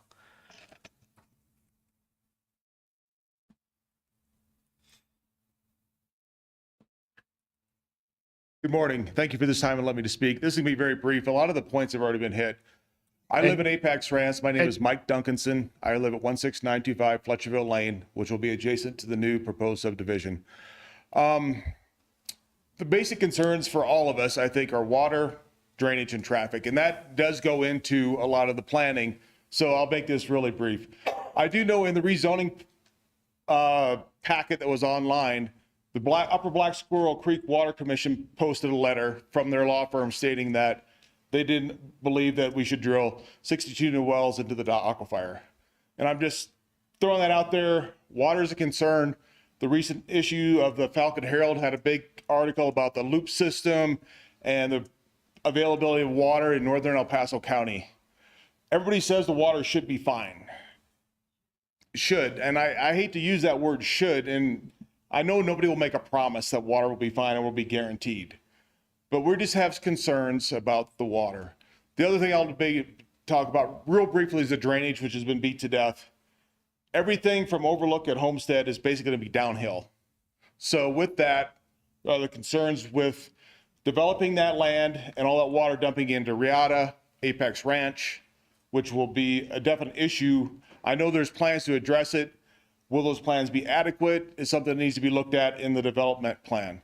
The other thing I'll say is traffic. Apex Ranch is a cul-de-sac subdivision and has been very nice, and we've been very fortunate of what we have. No traffic going through there, very limited traffic. I know a traffic study was done and said the amount of traffic won't increase that much. May or may not happen, but it's nice for us to be able to walk our animals and stuff down the roads without worry about traffic. I know the traffic studies take in consideration a lot of different things, but I would throw this out there. At this time of year, with the amount of Amazon, UPS, and FedEx trucks coming into these subdivisions, it's out of control already, even within Apex Ranch. And that's self-induced by us, but that is additional traffic that should be considered. So those are my concerns. I know a lot of the stuff pertains mainly to the developmental plan, and I understand that. But I think you've all heard about water, and it's going to be an endless issue for you, for the board and the commission to consider in the future. So thank you for your time. Thank you, Mr. Duncanson. Anyone else?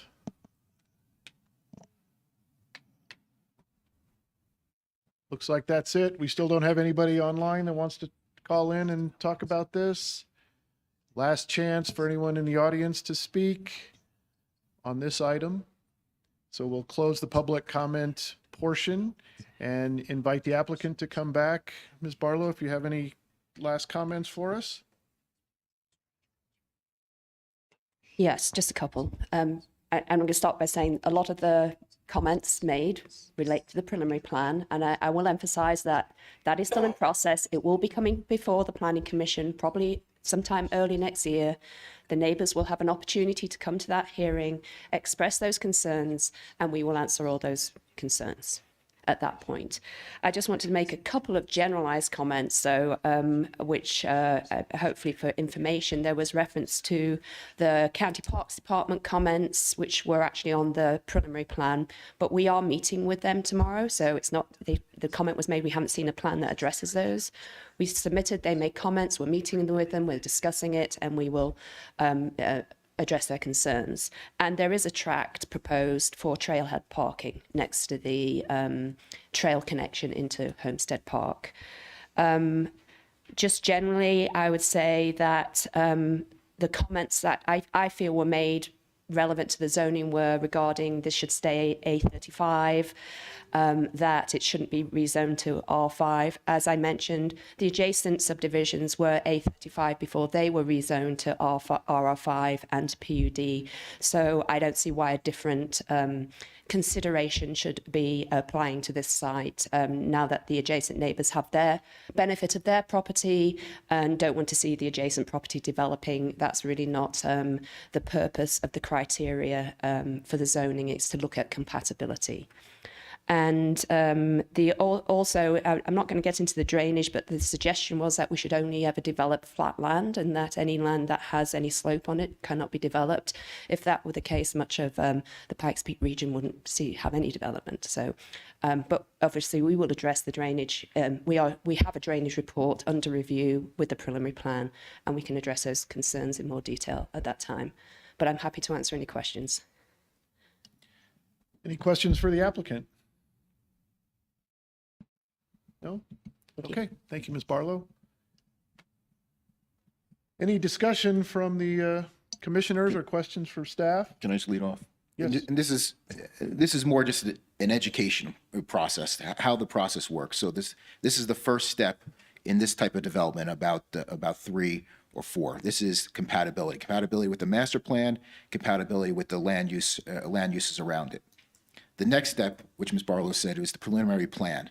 That's when these other issues, the drainage, the traffic, the water, have to be solved or the project stops. If they get to a point where they say, we can't figure out the water problem, there's not enough water, then the land could be rezoned by the Board of County Commissioners, but the project stops. If it's a traffic thing, if it's a drainage thing, if they can't figure out how to get the flows, at historic rates coming off of their property to other properties, then the project stops. But that's how the process works. So right now it's compatibility. Then it's these other items. And then finally, in the final plat is really kind of sealing everything up and making sure everything's good to go. Now, with that being said, I personally don't mind when the citizens around there come out and speak on these topics, because you're really kind of the quote unquote boots on the ground that know the area.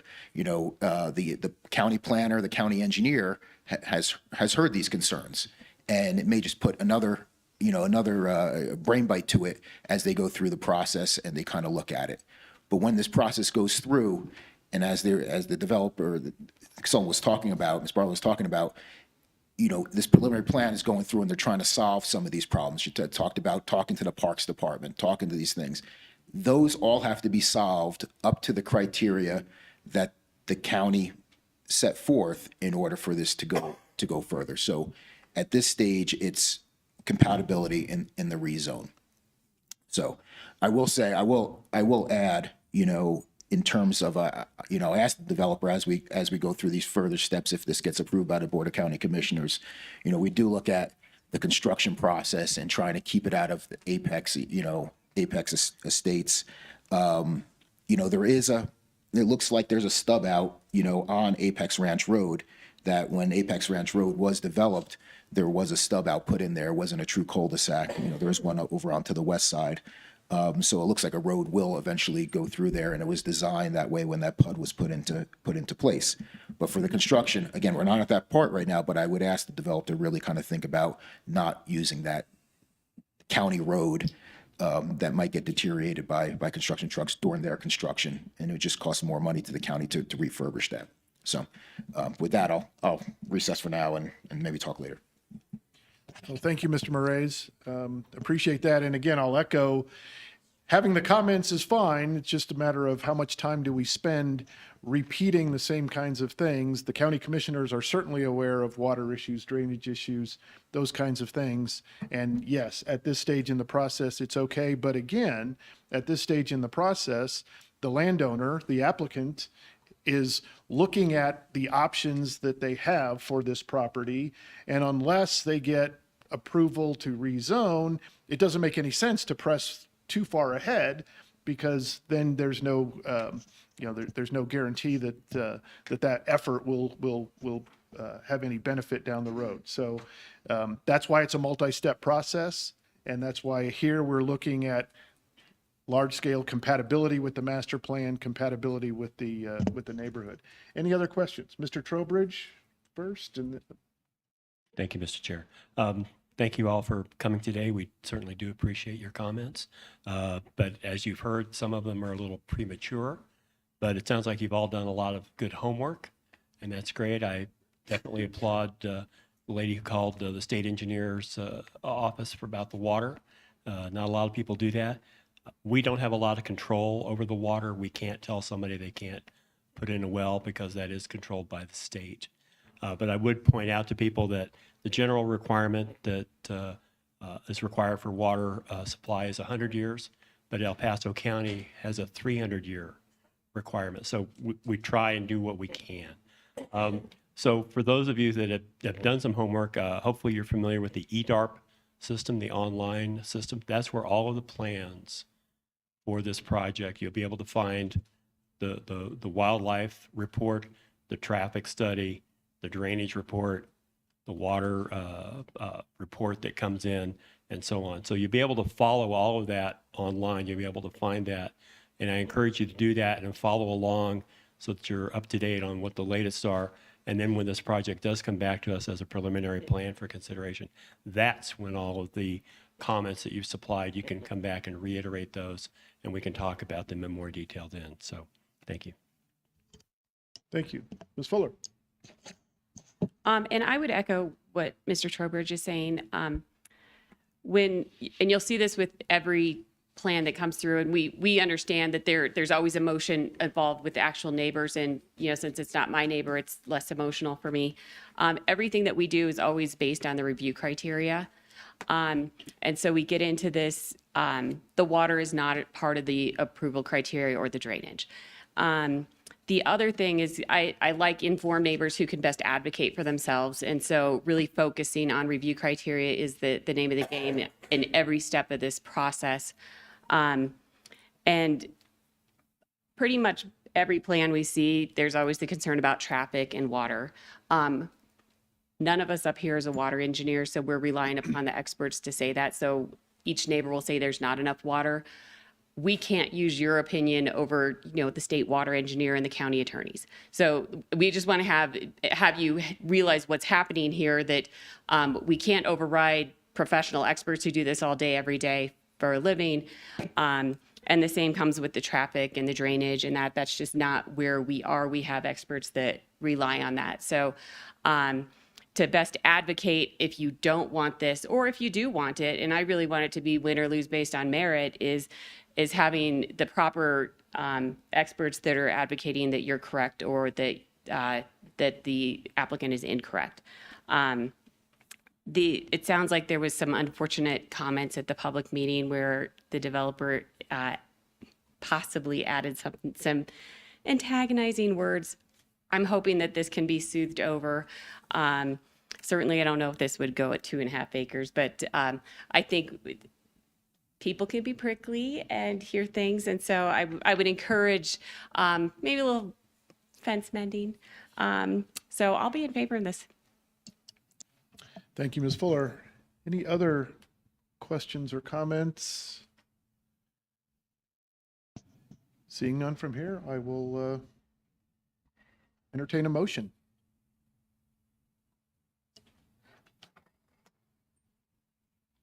Ms. Fuller, go ahead. Mr. Chair, with regards to agenda item 5A for a map amendment rezone of the overlook at Homestead, I move for approval in accordance with the attached resolution with one condition, 2 notations, and no water at this point, and that this item be forwarded to the Board of County Commissioners for their consideration. Second. Let me just double check the number of conditions, and 1 and 2. you did correct it to 1. I was going to do 8, but then I read the closer. Okay, thank you. I just making sure I heard this right. So Correct. 1 condition and 2 notations. Yes. Thank you. And is there a second? Tim. Mr. Trowbridge, thank you. Any further discussion? If not, okay. Mr. Byers? Aye. Ms. Fuller? Aye. Ms. Miriam? Nay. Mr. Moraes? Aye. Ms. Offner? Aye. Mr. Shipples? Aye. Mr. Smith? Aye. Mr. Trowbridge? Aye. And the chair will also vote aye, so we will recommend 8-1 to the board, that the Board of County Commissioners approve this rezone, and then the process will go forward. Ms. Miriam, do you have anything specific you'd like to call out? Yes. I believe that everyone here is taking advantage of their time, and I appreciate it. I want you to know that everyone on this board reads about a ream of paper every 2 weeks. So we all put this time in, and we're all volunteers. So all we're doing here is listening and trying to put some together some advisement to the Board of County Commissioners, but those are your ultimate decision makers. In this, related to the criteria, it talks about compatibility and suitability. I think there's about half and half. I think we're losing our A35s, and I would vote for the A35. That is why I said no. Very good, thank you. And with that, we've been going for about an hour. Let's take about a brief recess, then we'll move into Bradgate Stapleton Master Plan. Come back at, we'll come back on at 11:05.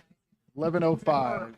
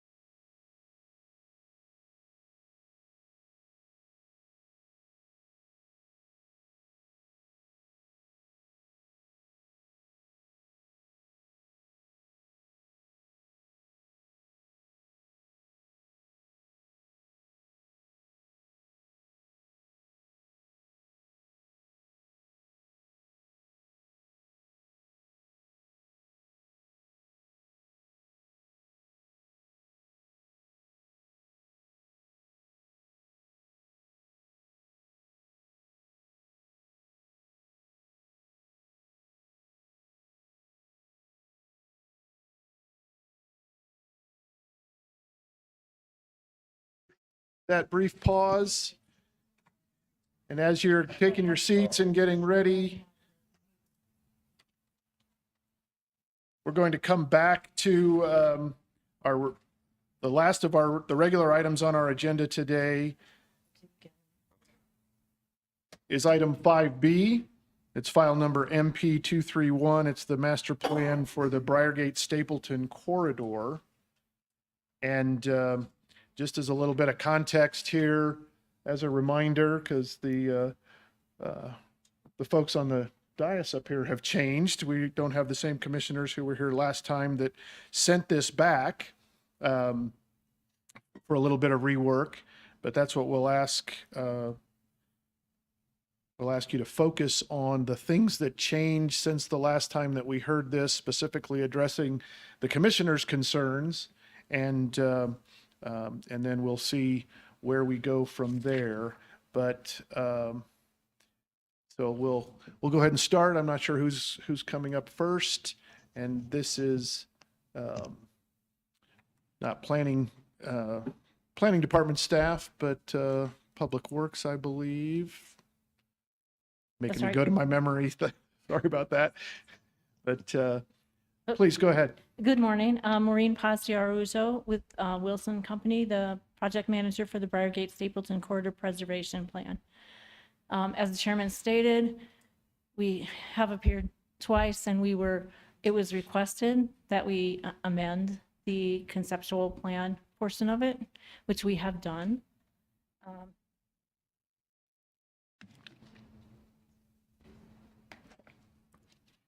So a summary of the corridor preservation plan revisions that we made.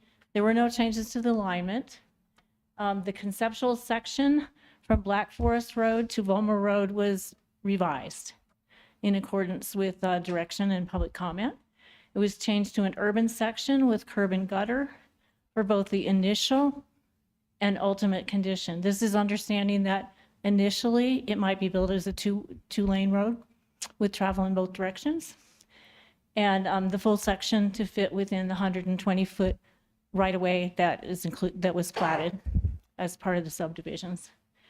In section 2.3 of the report, this is the narrative portion versus the plans, the text was revised to reference the 120-foot platted right-of-way, and the revised appendix shows that, representing the ultimate 4-lane section within the 120 feet.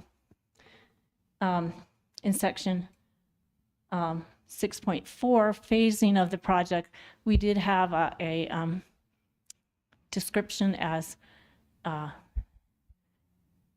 initial, interim, and ultimate sections.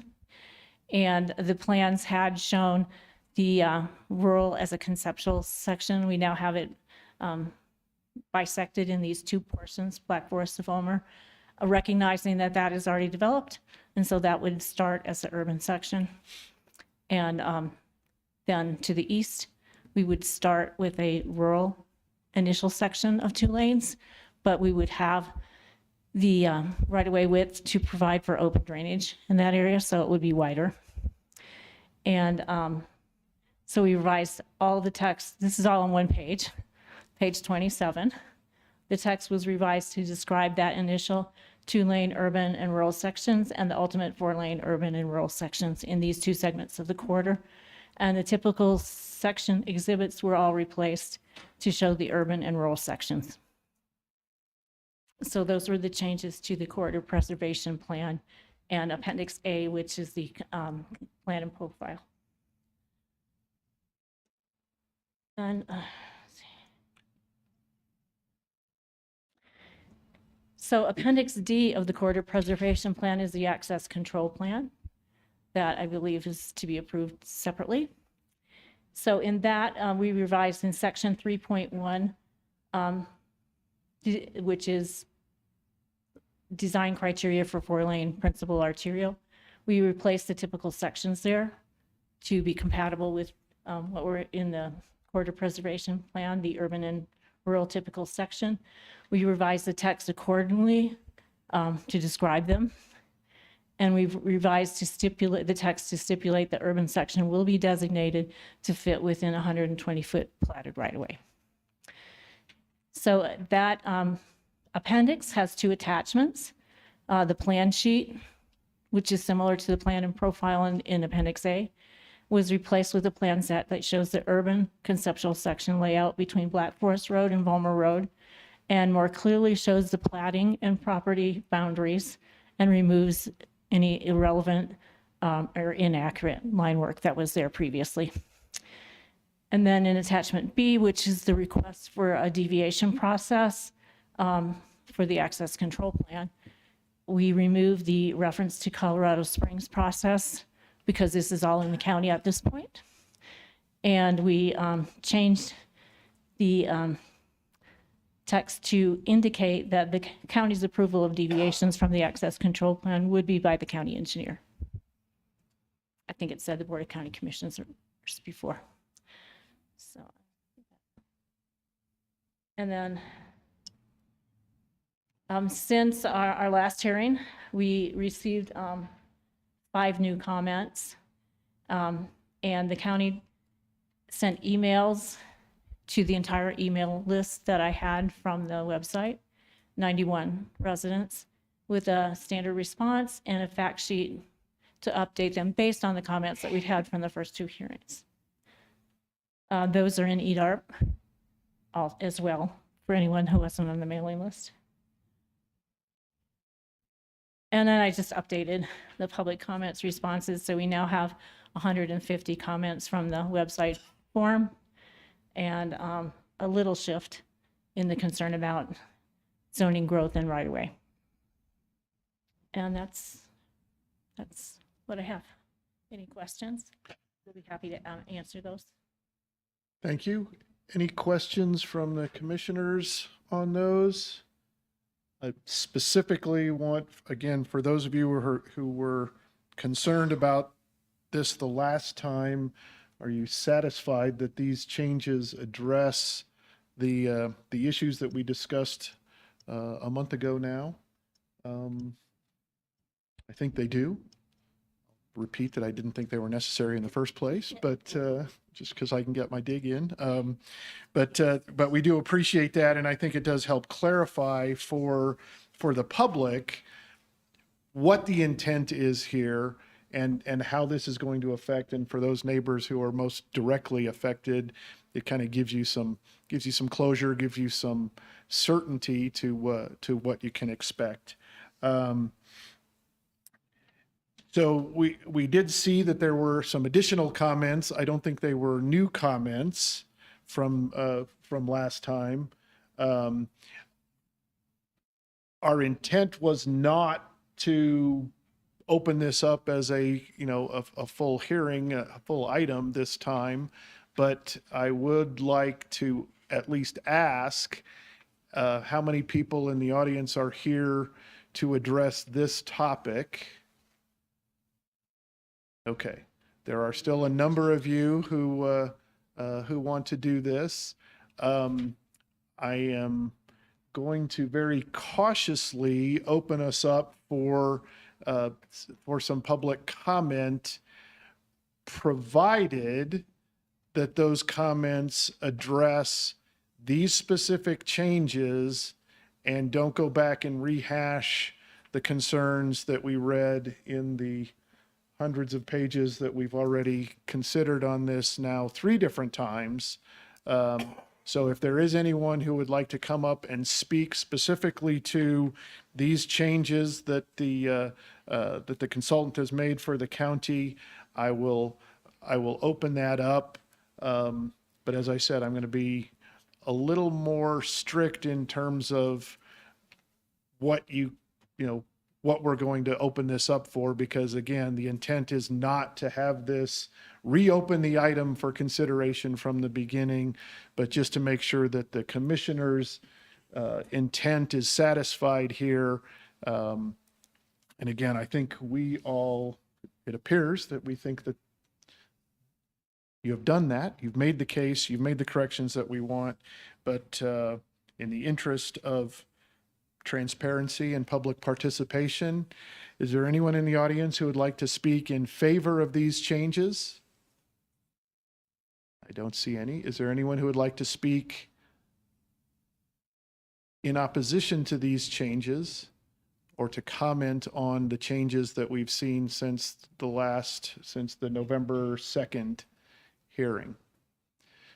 All right, sir, please come forward, identify yourself.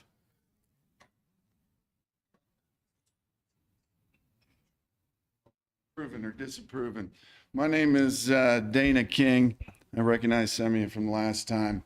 I'm the president of Highland Park, finally 1 and 2 to the south side on the western corridor of the Briargate thing.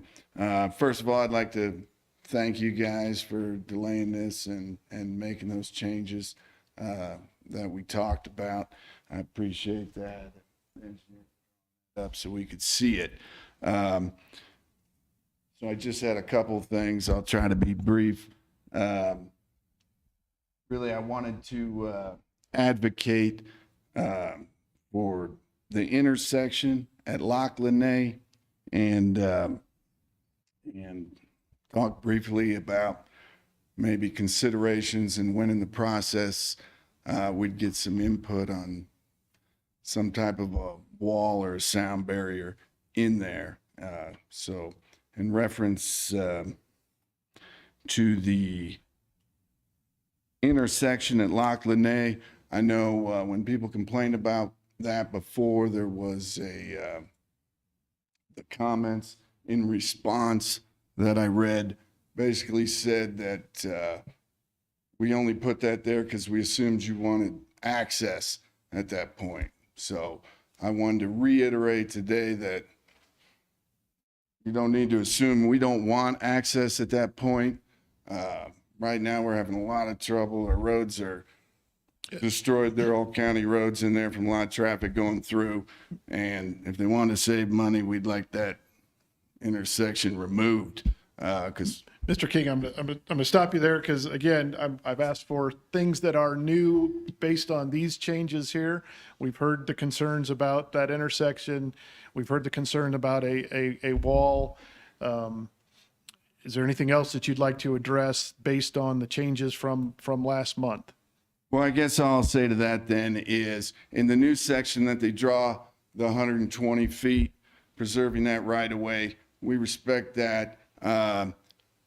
They've still drawn a raised 28-foot median in the middle of that thing, which is larger than any median, even in a rural 180-foot right of way. So the elephant in the room to all of us, which is probably why a lot of people are there, is why is there a 28-foot median in there and you're running the sidewalks all the way to the edge with no room for a future wall or anything else, and some drainage is not drawn on there. And they also going from the interim 120-foot section to the ultimate 120-foot section. You're shown to go back in and cut out 8 foot of pavement that you put in there.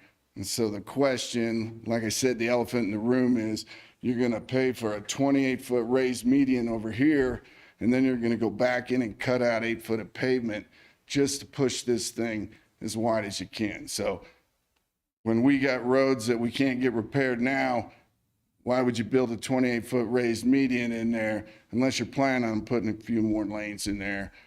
And if you are, then we'd be back to talking more about the wall where it doesn't appear you're leaving any room. So I want to point that out. That is on the new drawing. I appreciate your time. Thank you, Mr. King. Anyone else like to speak on this?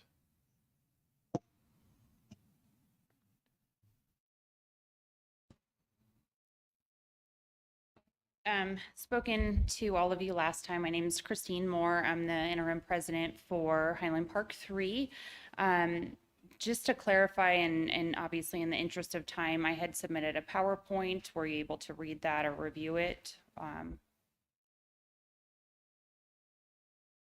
So I won't spend more time going through that. Again, I want to thank you both for reconsidering the alignment for the 120 feet.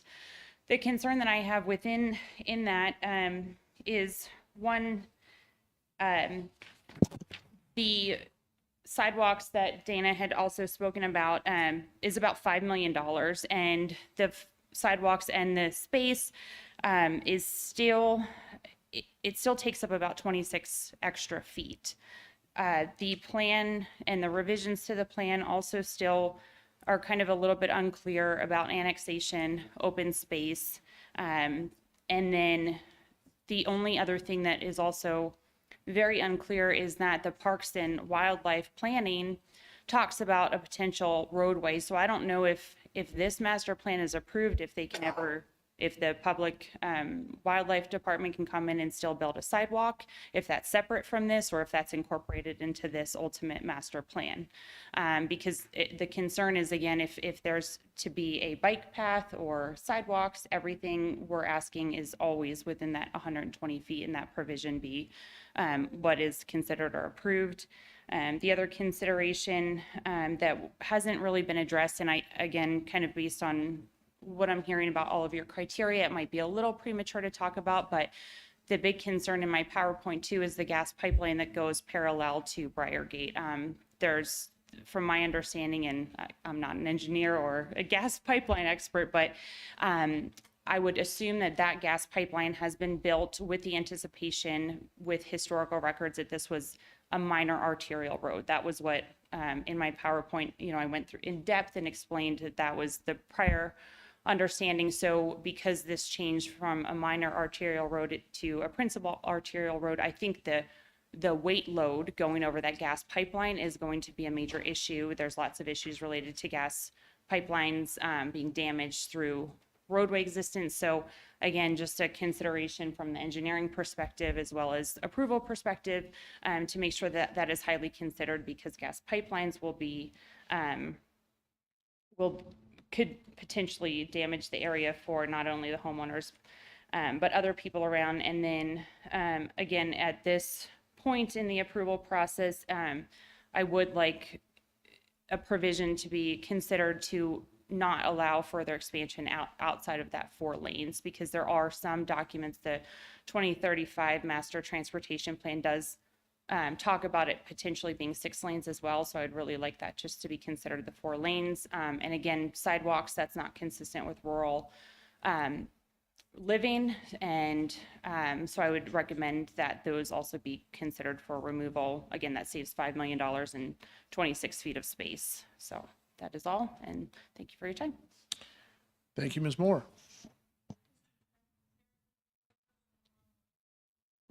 Okay, I'll come back to them in just a moment. Anybody else here like to make a comment on this? All right, we'll bring one up, then we'll go to then we'll go online, and then we'll come back.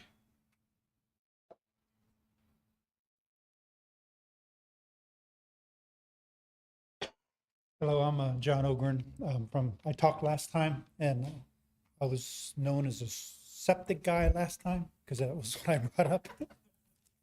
Anyway, and I really appreciate the work that you did on the 120 feet and so on. But you did ask for 2 specific things last time. One was the notion of 120 feet, which they did. And the second was a map of the entire area with the easements noted on the map, so you could see where the 15 feet, or not 20 feet, the 40 feet, the 20 feet, that gets you an idea of that, the constriction along the way. And they did not provide that. I know on Appendix A, you have a map, a whole bunch of dotted lines, no legend, no distances, no widths. I know in my area, my easement's 20 feet. In filing 3, it's 40 feet at places. And it's not in the same line across, it's just the same distance. If you try to look at it by just looking at it. I'm just saying that you asked for some specific things, they did not provide it. Thank you, Mr. Ogren.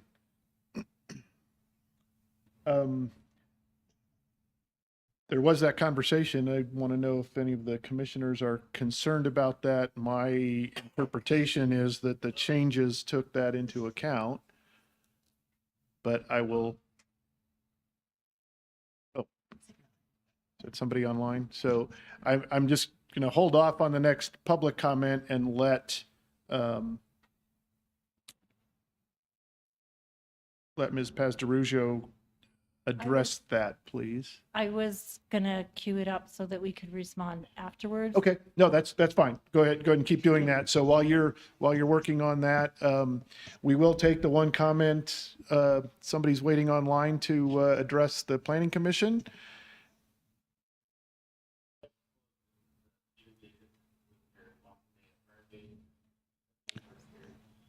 Mr. Jacobs, thank you. I'm going to ask that we get a little bit more volume in here. It's a little hard to hear you. Go ahead.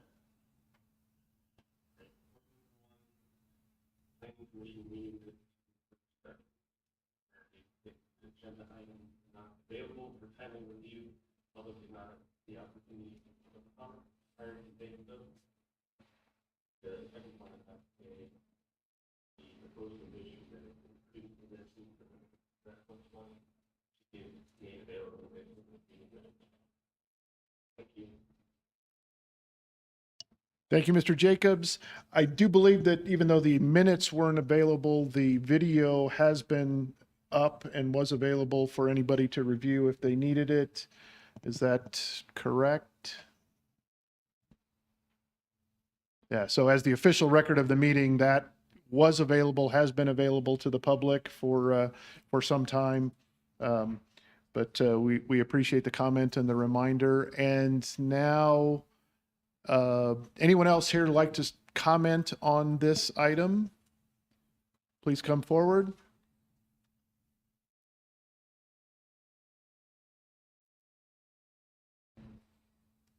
And I'm sorry, I don't have my notes, so I recognize some of the faces here, but I don't. I have not been here before. Okay.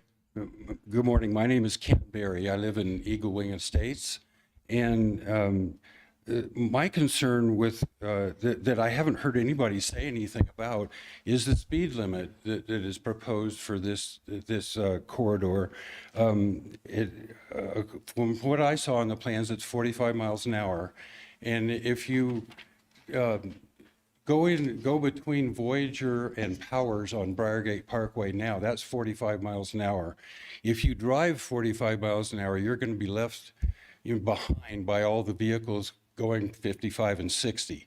And then if you go from Powers to Wolf Ranch, that's a 35 mile zone. You'll be left behind by all the vehicles going 10 to 15 miles an hour over the speed limit. And if we go between Black Forest Road, I'm gonna stop you there. If we're talking speed limits, that's not something that we changed, and it's not really something, sadly, that we could do anything about, because I think if we got a vote, every one of us up here would say, all you people out there, follow the speed limits, please. Well, but we don't get much opportunity to do that. I guess I was concerned about mainly about the wildlife from the standpoint. Yesterday there were 45 antelope that crossed Briargate on the east side, and if they're dealing with 60 mile an hour vehicles, we're going to have somebody out there picking up the dead antelope. Okay. Thank you, Mr. Berry, for your comments. Anyone else?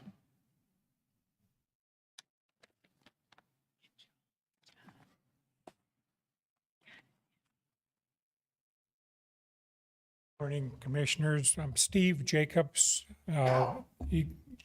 Eagle Rising Subdivision, HOA. I wanted to get some clarification if I can. Could we have a picture of the sections? Mr. Jacobs, we need you to speak into the microphone, and the public comment portion is not intended to be a back and forth. If your I just comments, wanted to get a diagram of the sections up, if that's possible. if you want to put up one the ones that have changed since urban- last time, The urban sections. the new page 27 that you said all the questions were on, or Yeah. The 120-foot cross-section. Yes. Mr. Chair, point of order. These people should be commenting to the Planning Commission. Yeah, okay. Not to the applicant. It's not, as you said, it's not a back and forth. Right. State, So- state questions and the applicant can respond. Thank you. So yes, your request to me, we'll get the applicant to bring that up. Go ahead and start making your comments, and we'll get it up here as soon as we I just can. want to understand Ms. Paz de Araujo, I don't want to say her name wrong, said that the initial urban section would have curb and gutter a little earlier. I think that was on the slide. And I don't recall that. That's what I wanted to look at. The interim, I recall, does not. And I just want to. This is what you're talking, this is what you're referring to here?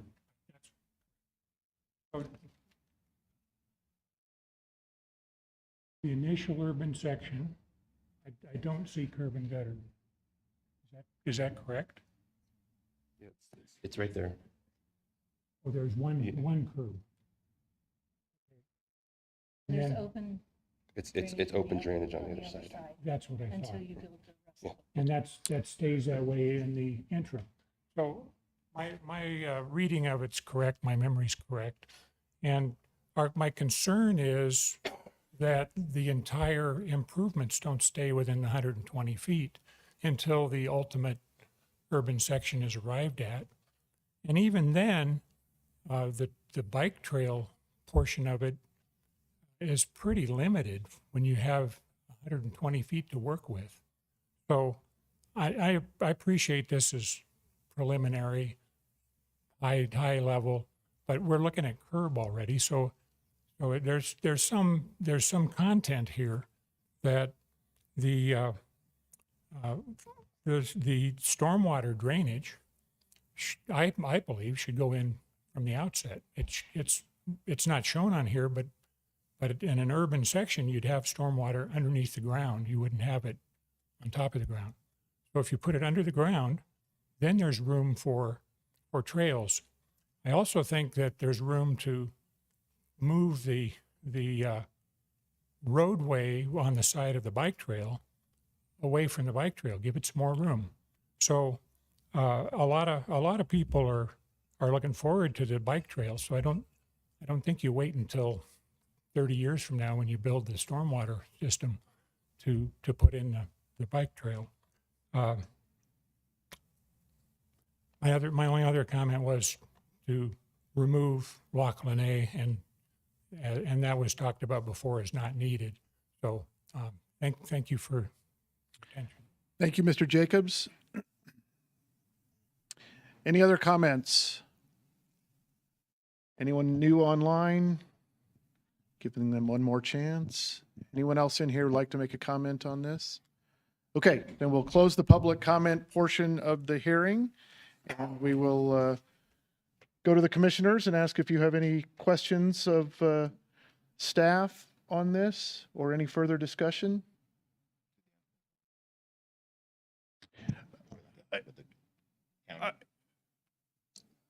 I don't think it's necessary. Okay.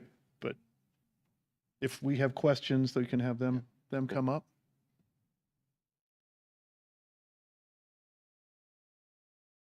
I don't see any discussion or questions here, so I will, just one thing that I thought I heard Ms. Paz-Derujo say, that the resolution that I'm looking at has both the corridor preservation plan and the access control plan together. So it'll just be one motion that would consider both of those things. Just want to point that out, and I will entertain a motion if anyone would like to make one. Don't all volunteer at once. Mr. Chair, Oh, good. Mr. Trowbridge. I'll take my turn in the barrel.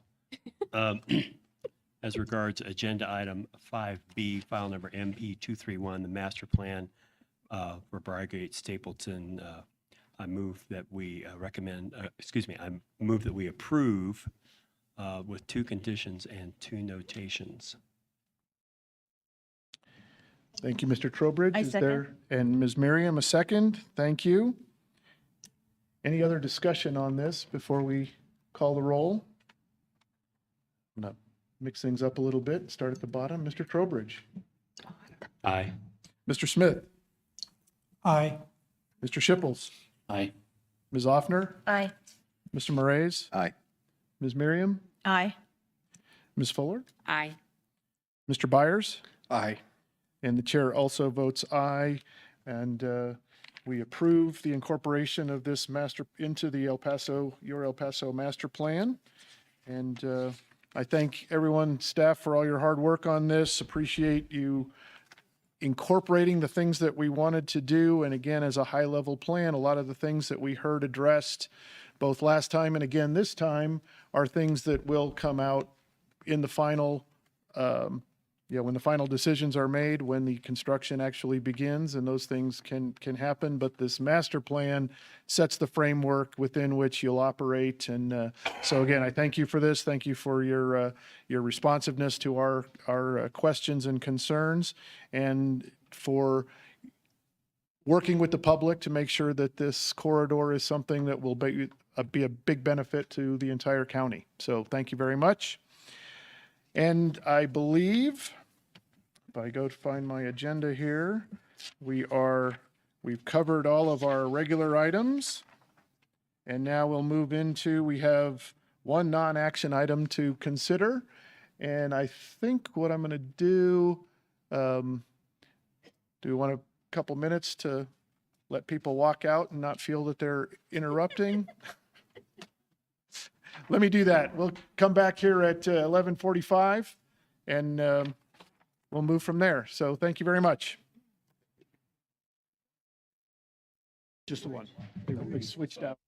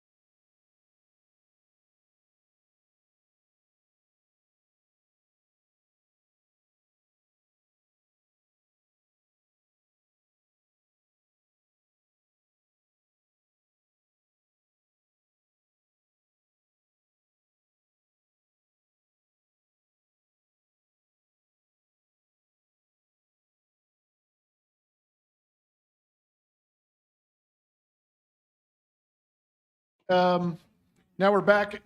I apologize. I had made a mistake here earlier. We do still have 2 items left, and there's a discrepancy between my cheat sheet and the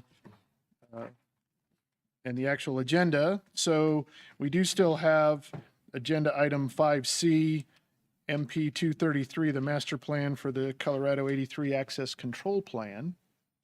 I think we have somebody here to talk about that. Very good, good. And so we'll defer to you. I believe we've seen this before. You are absolutely correct. You have a very good mind. We did come in 21 and present this as an information item when the study was finalized by CDOT. This is a CDOT study, and this is Arthur Gonzalez. He's going to do the most of the presentation for you, but thank you for remembering that we were here before. So this is our second presentation to the Planning Commission. And we were a partner in this project with CDOT and the City of Colorado Springs, and looking at access and access control along Highway 83 from Powers North. So with that, I will let Arthur take over. Good morning, almost afternoon, everybody. As Mr. Bailey mentioned, we've seen this before. I've seen it many times, but still unfamiliar with it all that much, but going to go through the 18 slides. I also have with me Adam Lancaster, our permits manager, and Jason Nelson, our traffic engineer, and our program traffic engineer. Sorry, I apologize. But let's get into the presentation real quick and get everybody moving on with their business.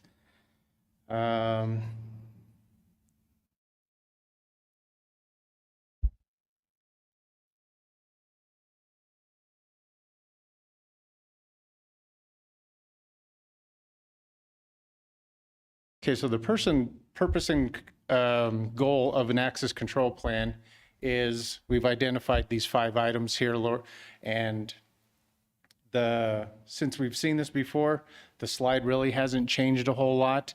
The purpose and goal is to recommend a long-range plan for the ultimate access conditions that address existing spacing deficiencies and issues along the corridor.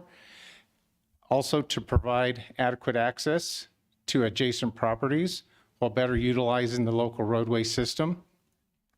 Improve mobility while considering safety for all users.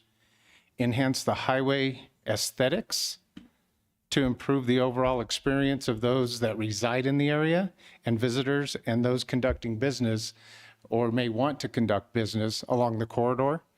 Once again, this is provide the city, the county, and CDOT with a tool to make all of these happen, make access decisions in the future during development and or redevelopment of existing parcels, and to streamline the access permitting process. There it is. The access control plan, as we mentioned, was developed by CDOT, Colorado Department of Transportation, in collaboration with El Paso County and the City of Colorado Springs. This is the steps on how we developed this access control plan. Here's just a flow chart that has various sections in this process. So we started with obviously data collection, went to safety analysis and operational analysis of the corridor. We continued down the flow chart. We did some development alternatives. We'll get into that a little bit later. Initial screening, not making any decisions in that particular section, but just we need to know what we're dealing with. We come up with some preliminary alternatives, presented the plan to the public. We had some one-on-one meetings. Then we took those concerns, revised the plan, and re-presented that to the public. We've finalized the access plan. We're currently doing some minor edits to grammatical error charts that kind of got cattywampus in PDF to Word to DocuSign and all kinds of other craziness. And here we are today presenting, going to present the IGA and adoption of the plan. The existing access conditions along Highway 83, the study limits that we viewed here in this slide were from Powers Boulevard all the way up to County Line Road, Palmer Divide Road, so approximately almost 10 miles, 9.85 miles. It contains 72 individual access locations that are driveways, field accesses for farms, ranches, things like that, unknown curb cuts and roads. 30% of these are public streets, 70% are private driveways. Most of the access locations follow or allow for a full movement access with no restrictions. So that makes for some dangerous situations that could potentially happen. So every state highway has a category assigned to it. This slide mentions what category is assigned to State Highway 83. It is an expressway from Powers Boulevard to Old Northgate Road. Focus on that category, focuses on traffic mobility. Over the access section, direct access is only allowed if alternative access is not allowed for an expressway. Signals are spaced at least a half mile apart.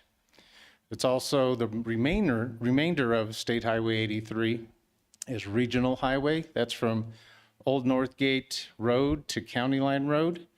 And within this section, we focus on traffic mobility, low priority for direct access to adjacent properties, and signal spacing still at half mile apart.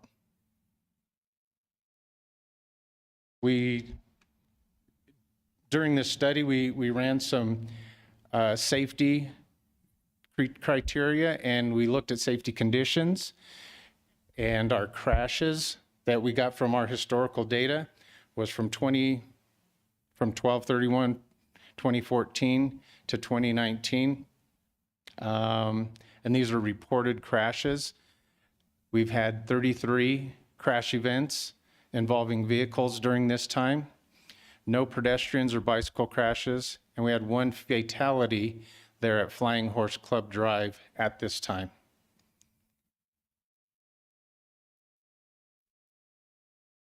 So the safety conditions we look for when we adopt an access control plan, we look for crashes that are typically a result of access conditions and identify solutions for those. For example, we have broadsides, approach turn crashes, rear end crashes, and some head-on crashes. Some crashes are not a result of access condition, obviously. Not everything is related to access and should be addressed outside the access control plan. So for example, animal hits, objects in the roadway, overturning vehicles, those were not addressed with the access control plan. Most intersections have a low to moderate potential for safety improvements. In between intersections, the highway sections typically have a moderate to high potential for safety improvements. Future safety improvements should be made in line with recommendations from the access control plan. Traffic growth without access control may result in an increased inefficiency, increase in the frequency and severity of crashes in Colorado 83. Optimization of the number and type of accesses will reduce the number of conflict points and improve safety. When we're looking at these access control plans, we look for areas that restrict the mobility and where we can identify areas to make it and improve that mobility. 8 of the intersections in the project limits with existing traffic signals all operate acceptably. Unsignalized intersections operate acceptably as well. Some difficulty for vehicles attempting to turn onto Colorado 83 from the side streets and approaches. Give everybody a little bit of heartburn. Existing traffic operations are considered overall in a good condition. No need for immediate changes. Conditions are likely to degenerate as development occurs and traffic volumes increase. Future analysis with access control indicates many intersections will fail. Vehicles on side streets will face increased difficulty entering the highway.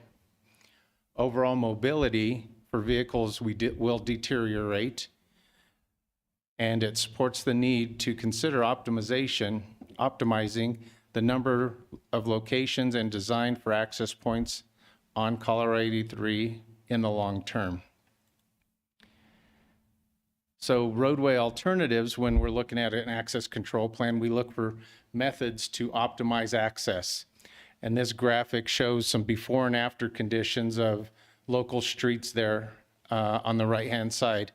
So we consider current and future development and their access needs when we're looking at these alternatives. We consider possible future highway improvement projects, look at appropriate spacing for full movement intersections, potentially signals and roundabouts. But these are some alternatives that we've looked at and that are out there in the world. And obviously this is not an all-inclusive slide, because we could get into manuals of those kinds of alternatives. We did some public outreach efforts and spoke to the stakeholders in the area. We conducted monthly project team meetings between CDOT, county, and city staff. We conducted 2 virtual open houses in February of 2021, where we presented the draft plan, received input from the public. Again, in June of 21, presented the revised final plan, and we received a total of 44 comments from public. We had one-on-one meetings with property owners, conducted a total of 6 meetings with the citizens during this time. The public comments and concerns were speed of vehicles, noise from large trucks, number of large trucks and volume of traffic overall, posted speed limits, lack of turn lanes, safety in the area around the newly constructed Stagecoach Road intersection, need for more traffic signals, sight distance through curves, how does the process have to share access work cross parcels or lots? So those were a lot of the concerns that we received. Come on. And the next slide shows, what does the final plan do? What does it do for everybody? Creates a long-term, all the way out to 2045 and beyond, plan for access. Optimizes the location, number, and type of access to help promote safety and mobility along the entire corridor. Supports the long-term plans for State Colorado 83. Provide the appropriate levels of access to adjacent properties. Meets the requirements of the State Highway Access Code. Addresses concerns raised by the stakeholders. Outlines the conditions that must be satisfied before the area changes in access that will occur. We're going to touch on that again here in a minute. What the final plan does not do, it doesn't identify specific projects, doesn't identify a specific timeline for when changes will occur. It includes design details such as turn lanes, for potential access, mobility, safety, capacity improvements within the project limits. And it's done as part of future projects and studies. So we bring this document into any future plans and we say, okay, let's do this here, and everybody's all in agreement, streamlines that process. Precludes current project plans for State Highway 83, including future widenings. prohibits future amendments to the plan's final recommendations, preclude future development or redevelopment along Colorado 83. So when we're looking at these improvements and moving forward, there are definitely conditions that need to happen before we can say, okay, this is what we need to do at this location, and we've identified some of those. So here's a snapshot of a mapped section. So the access number on a map that we've designed was number 11. Its milepost is 22.946. It's on the east side of the road. Right now, it's the access description that we gave it is a private driveway. It's in the rural section, rural residential section, so not the expressway section. The existing configuration, as I mentioned earlier, most of them are full movement, unsignalized for this particular access. And the ultimate configuration is to close this access. But before that can happen, we look at those notes and the conditions for the change, and that helps us guide through when and how we can close that particular access. The bullet points, we need adequate improvements have been made to ensure proper U-turns along 83. Make sure that those can happen safely. Adjust the property for redevelopment. An operational and or safety issues are identified through the completion of the traffic study or this document. As part of roadway improvement projects, add capacity or mention 283. Access will close if these conditions are met. A cross-access easement is obtained with adjacent property lines. Internal connectivity to and from access, number 9, which is next to number 11, or access 13 is developed. So we're looking for combined shared access, eliminating access, and getting a safe spot for potentially 2 really good points of access, and then everybody can make safe access to those lots and parcels. Implementation of the plan is a phased approach. It will not occur as a single project. The plan represents a long-range vision for the highway. Currently, there are no identified state or federal funding to implement this plan or the improvements. There are no identified projects to implement the plan's full recommendations. Triggers for implementation include traffic operational issues, increase in safety concerns as a result of the roadway improvement projects, part of the development or redevelopment process that we have been hearing all morning. The next steps to take in this access control plan is to adopt and sign the intergovernmental agreement between coordinating parties, provide all the partners with the project documents, coordination between county and CDOT to ensure proper implementation of the plan, amend the plan in the future if conditions change, unexpected development occurs, future projects occur, or better solutions are identified. And right now, we're at the signing an intergovernmental section, and that's why we're here today. And that concludes roughly 18 slides. Are there any questions? Mr. Moraes, go ahead. I have 2 questions. One, maybe easier than the other, so I'll ask them one at a time. In our packet, we have an email from a landowner or property owner that says, I think it's access number 3 by looking at the charts. Yep. 83, and they said he has an executed access agreement between CDOT, El Paso County, and Colorado Springs, allowing full movement access. And then I'm just reading inside the table right there that eventually the ultimate configuration will be 3/4 movement. What's going on with that situation? Correct. So the access control plan didn't know about the agreement at the time when that was written. We have spoken with the Jovinci Development, and we mentioned that we're going to make edits to that particular paragraph and allow for their plan that was adopted in 2002 to take precedence over what our findings were. Okay. So that's a slight difference than what is in here. Is it? Definitely, Okay. definitely. And then my second question, maybe just more of a broad question, is what kind of adjustments were made after, if any, due to the citizen outreach that you had? I guess this was one of them, probably. Yes, Yeah, definitely. so- And this is the theme or the style that we did. So we took those in, and here again, I'm not in the weeds with every single concern, but I know they were addressed, and we have in our, what is it called? It's the final report. We have the questions and how they were concerned and how those items were conveyed back to those citizens. Cool. Thank you. Appreciate it. Ms. Miriam?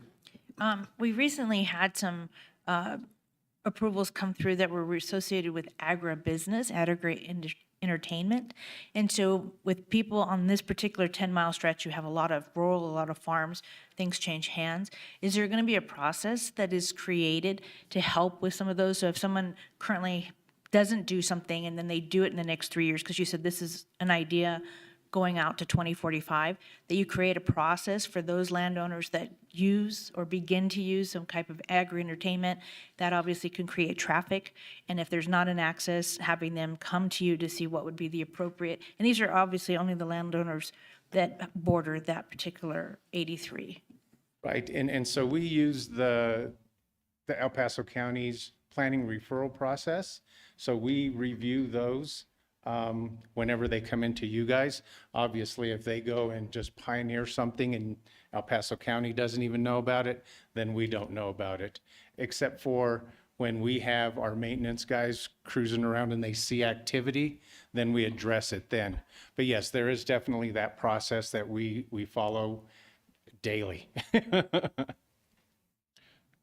Yeah, I think just like anything else in the master plan, ultimately if this is incorporated in the master plan, that's a guiding principle, but then we have, latitude to make some changes and some, Trying to be proactive Yes. before reactive. no, absolutely. Definitely, reactive is not good. Mr. Smith? I noticed in some of the comments that there was something about large trucks and the noise from large trucks on Highway 83, and I've traveled that road many, many times. And during the construction of I-25, I even had to jump off of 25 to get onto 83 because I tow a rather wide trailer, which really didn't fit between their concrete very well. So there's always a lot of big trucks when there's an issue on I-25. How do you take that into consideration? I'm going to defer that question to Jason Nelson. But yes, definitely a great question, above my pay grade. Jason Nelson, Colorado Department of Transportation. So I'm going to kind of answer some, I think I'll hit a few answers here. So a lot of the input we got were speed trucks, right, on some of the issues. If you kind of dive down into the crash patterns we have, excessive speeding is probably a good common causation factor. And so some of the things we did is, instead of just committing to signalized intersections, we've committed to roundabouts. And so I know people are like, really? But if you think about it, slower traffic, less desirable for truck commutes. So there's a lot of benefits to actually installing roundabouts on 83. It's a residential corridor, right? Commercial is starting to get sprinkled in there, but we're hoping to get ahead of that and maintain that residential feel. So a bunch of roundabouts, I think, will divert truck traffic. I really do.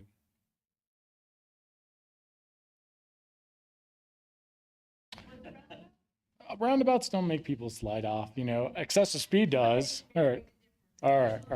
Fair enough. Yeah. I'm sorry. I understand what you're saying, and I agree. Definitely reduce the truck traffic. Yeah. But the question then becomes, what happens with that truck traffic? It has to stay on I-25 where it can't go. So now we create another congestion point that is beyond your control, not your issue. It's a federal highway, right? I don't know how all that works, but the reason people were jumping off was because they couldn't safely navigate I-25. So you're taking During the the one option there construction, right. is.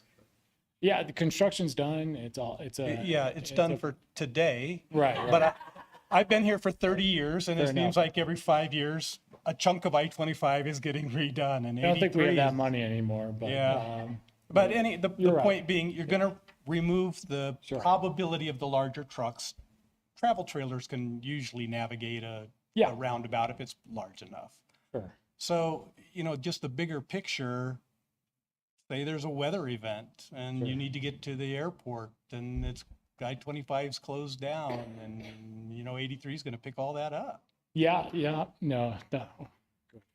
So we also have a redundant route of Elbert Road, which goes all the way up through Douglas to Denver. So we have 3 redundant routes when there is construction on one of them. That's a good point, because I don't ever think of Elbert Highway, and I don't know many people that do unless you live out in the Falcon Payton area.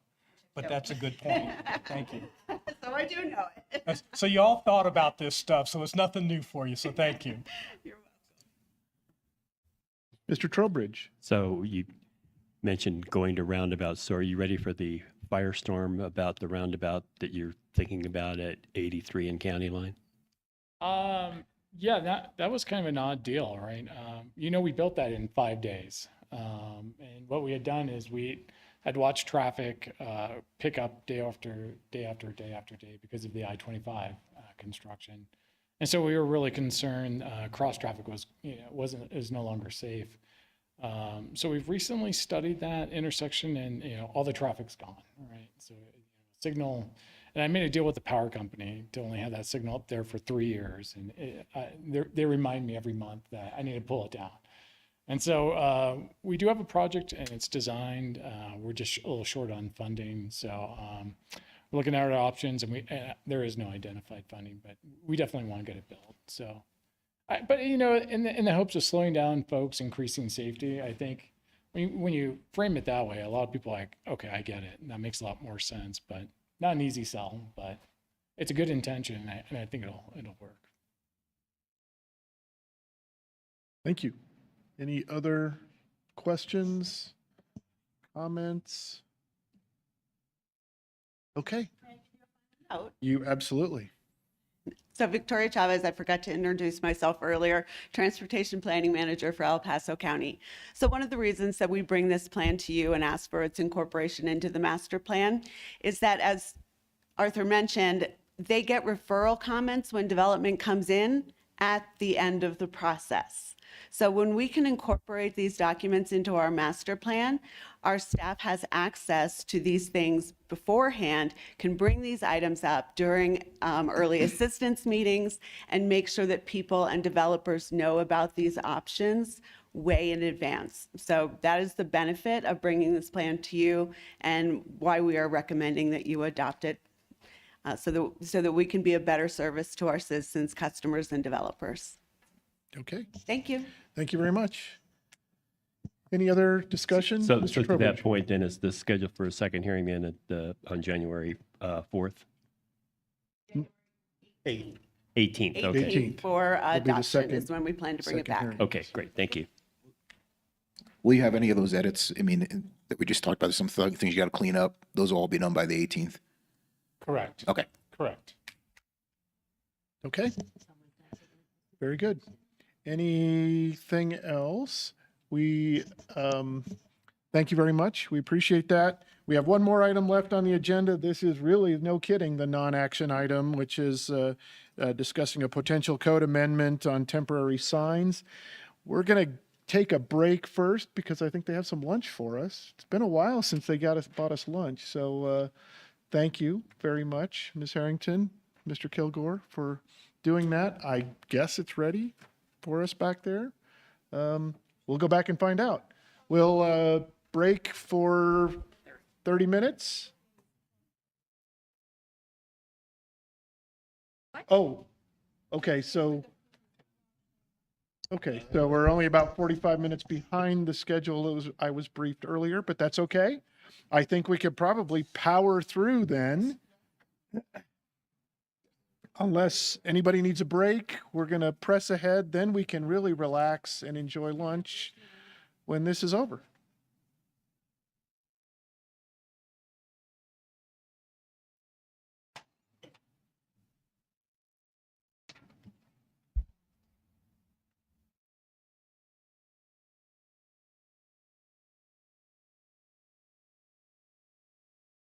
Correct, yes. I printed out paper copies just in case. So for the record, Megan Harrington, Planning Director. I would also like to bring it up on the screen. I, for one, appreciate the red lines. Thank you. Yes. You're welcome. Now, when we do get to a resolution, we will have a red line version and then a clean version for you, but we are just at the draft phase. And again, bringing it to you today as a non-action item in order to give some time for you to really read through it. This is minor in nature. However, you may generate some questions before January 4th, and we want to continue to give you the information ahead of time instead of bringing you a code update and then asking that you make a recommendation. And so, Nancy, if you're back there, can you bring up our shared folder so that I could bring up the red line on the screen, please? Because I can't seem to remember how to do that. Thank you. So really, while we're getting the red lines brought up, again, this was a request by the Board of County Commissioners, several members of the Board of County Commissioners, to look at our allowances specifically for temporary signs in residential and commercial and industrial zone districts. And it really stems from a conversation that came up about what does the county allow for signs in the public right-of-way. Now, signs in the public right-of-way is handled completely separate. It is addressed through, I believe, the engineering criteria manual and some documentation. So this is only for signs on private property, but the conversation of what the county allows for signs in the right-of-way is what spurred the conversation of what types of temporary signs does the county allow on private property and the changes that may need to be made to that. And so what the red line shows you here is that Land Development Code Section 6210 is our code requirements for signs, and this all falls under on-premise signage. And I was just, because I know it's through Teams, and if I continue to go without it being on this, if I continue to move forward and it's not on the screen, then the folks online or anybody for the recording won't be able to catch up. So hopefully just give me a second here and I can try to bring that up. And Justin, I put the red line in that shared folder that we typically use for all of our Planning Commission presentations.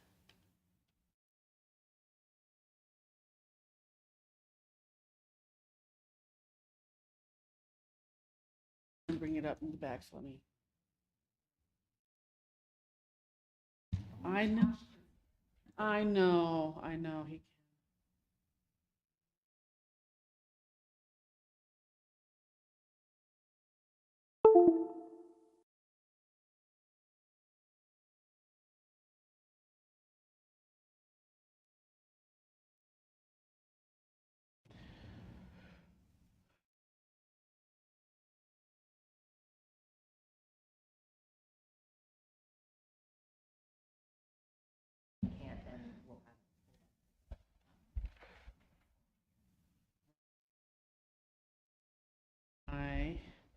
it won't let me.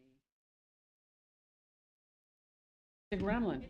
You're absolutely right. There's a gremlin.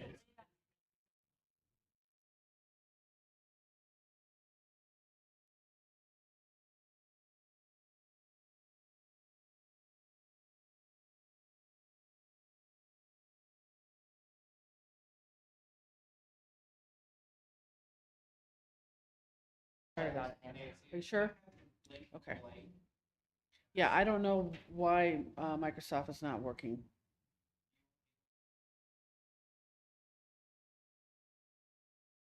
Yeah. Okay. Let's just talk through it, and then when we have the regular hearing, we'll bring it up for the hearing. And so, see, I never make paper copies, and this is the one time I did. So if you go and you look down at page 2 of 4, that's really where we're starting to make some edits. And so you can see these are the types of signs that are permitted specifically in residential zone districts. It lists out several.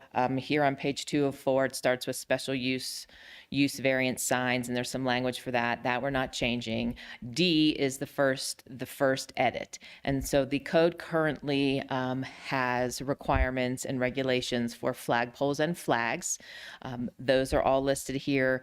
The code treats flags and flagpoles as signage and establishes, area limits, setback requirements, heights of flagpoles, and states that it's not required to have a sign permit, but it still must meet area setback height limitations.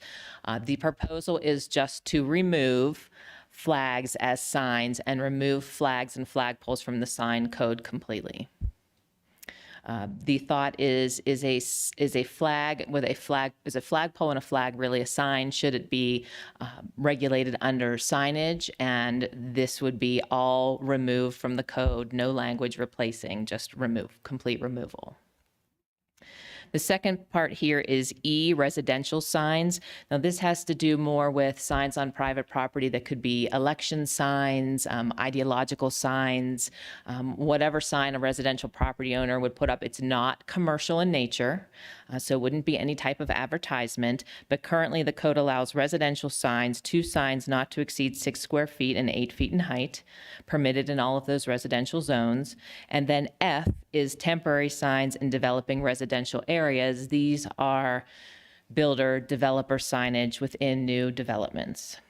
The proposal is to delete those 2 sections, E and F, and replace with a new section F, which is in the red font there, and the new section F just being titled temporary signs, do not require a permit, shall not exceed 7 feet in height, constructed of cloth, canvas, vinyl, paper, wood, other materials, shall be securely affixed to the ground with metal or wood posts. Temporary signs shall be removed and replaced when deteriorated or torn. Any sign that is structurally unsafely installed or hazardous shall be removed, shall be displayed for no more than 12 consecutive months, and temporary signs in developing residential areas shall be removed when the development is substantially built out. So that is the proposed replacement language. You will also notice that the sign code structure currently separates residential signs from commercial signs. And on page 3 of 4, the proposed amendments are very similar. On page 3 of 4, it goes into signage that's permitted in commercial and industrial zone districts. And again, subsection E is flags and flagpoles to be removed with no replacement language. And then this F, temporary signs, is a bit different for commercial and industrial. It would currently allow 2 temporary signs not to exceed 32 square feet, 8 feet in height, and then goes into the temporary signs in developing areas. And that would all be removed and replaced with the new section F, temporary signs, which is the same as residential that I just read in for you. So yes, sir. I was just going to ask, if you remove E, should that be F or E, temporary signs? It's a very or the sections nitpicky, removed could pedantic, be marked or reserved a or nothing. A Yes, note no, there. we will move that. Thank you very much. Yes, that would move up to being E, temporary signs, and not F, because flagpoles would not be replaced. So in both places. Yeah. Correct. Yes, we have no language to replace flagpoles or flags, so we would move that up a section. The alphabet is the extent of my knowledge or input on this. So thank you. Good job. Mr. Trowbridge. So I noticed that, especially in the commercial area, it limited the sign area, but neither of your new definitions talk about the area of the sign. You just limit it to being 7 feet in height. Now, does that mean can only be 7? Is the top of the sign limited to be 7 feet off the ground? but it could be any length of sign? Or is the bottom of the sign 7 feet off the ground? It could be taller. I mean, it's just not, I don't think the language is quite clear. Okay. And we can certainly clarify that. Height is typically measured to would be the top of the sign, the tallest part of the sign. You are correct. We did remove all references to the size of signs from a square footage perspective, limiting to height only. Any structure over 7 feet in height does require a building permit. And when we're looking at what is considered temporary, a sign that requires a building permit that is taller than 7 feet would not be temporary. This is the only size requirement. And then,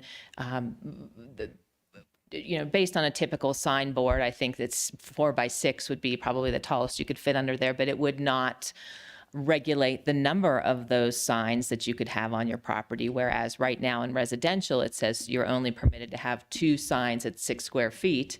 There is no limit to the number now, and there's no limit to the size. There's only the limit to the time, less than 12 consecutive months, that the sign must be kept in good repair and under 7 feet in height. And can you address why you chose 12 months as the duration? There was an overall conversation about how this impacts folks that would like to have different types of political speech on their property. And that from an election point of view and the timing of an election cycle, that can be a lengthy period of time. And if there is some political speech that you would wish to post on your property, you would need a period of time in which to do that. And so less than 12 months, I believe, would cover from caucus through election period. Does a banner affixed to a fence constitute a sign? A banner affixed to a fence would fall under another section of the sign code. This would be freestanding only. So I will tell you that we don't get a lot of complaints about signage. So currently, you should be asking the county how much signage you can put on your property. And in a residential and commercial zone district, as far as temporary signs go, people don't come and ask the county, what are you permitted to have, nor are they prone to being proactive in pulling a sign permit for a temporary sign. So lots of times this really is going to reflect what's occurring in the county now. However, that puts us to a code enforcement. And when we look at code enforcement, we have not had, there's only a handful over the last several years of code enforcement violations dealing with signage. One recent code complaint about a sign was maybe a 4 by 6 sign that was on a residential property that was advertising a company. Now, we do define in the code on-premise sign versus off-premise signage, and that more so falls under off-premise signage and would not be permitted anyway. So this is really not for McDonald's to post a sign on someone's large residential property that, they have a Big Mac special. This is just political free speech type of signage. And then Megan, 12 consecutive months, if they take it down for 2 days, does the calendar start again? Technically, yes, sir, it would. With the hope that those signs would be kept in good repair and firmly affixed to the ground. And if there were any issues with that, or if it stayed up, say for 2 years straight, and we could prove that, then code enforcement would be able to say, you have not removed this sign. But Take it down for a day. we perhaps would not lead with that, but you are not wrong. Yeah, So this gets rid of the, the trailers that have the signs stuck on them? No. No, that's still allowed. Those are ugly, but. Well, I don't care. I'm just curious more than anything. A trailer, we can get some more information for you on that because I cannot remember, Justin. I don't know. I thought at some point those were perhaps permitted. If you're storing something in the trailer, like on a construction site or in an area of new development, those are considered more of storage. And if they had a sign on them, then that would not technically be considered a sign. But this would not impact those. Well, Mr. Chair. we just had that case earlier today about the guy with the They storage didn't trailer like on his his trailer. property that had a sign on it, right? Electrical Right, so, but no, I take your point. It's not considered, that's not a sign. That would It's a not be a storage sign. trailer. It's a storage trailer that has that on it. Yeah, Right. Justin, were you Yeah. able Mr. to? Kilgore, go ahead. Yes, ma'am. Mr. Chair, I can address a couple of the questions that have come up. I believe the first one was the measurement. Measurements is addressed in the sign code here. In another section, it is, pardon me, on height limitations, number 2, under general sign standards, C, height to be measured from grade. The height of a sign shall be determined using the average elevation of the finished grade. So that average elevation is where we would take that measurement from.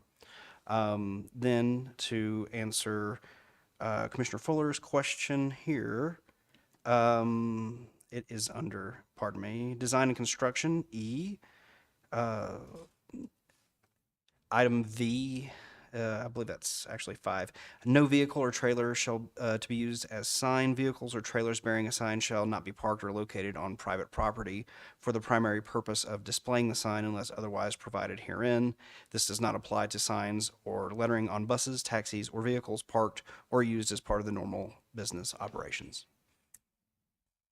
Thank you, Justin. So those trailers are not permitted, but I know some of them are in the county and the city, and they are not permitted in the city either.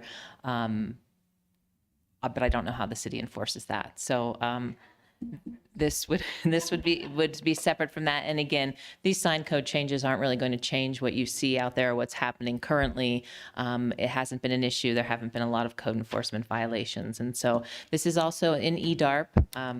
The draft, and then as we get closer to January 4th, we will write up a brief staff memo to you and have the resolution with the language, but the red line will continue to live in EDARP, and you have that information. If you have any questions ahead of the hearing on the 4th, please let me know. Otherwise, we'll have a brief presentation just for the record on the 4th, and then hope to move this forward to the Board of County Commissioners at the end of January.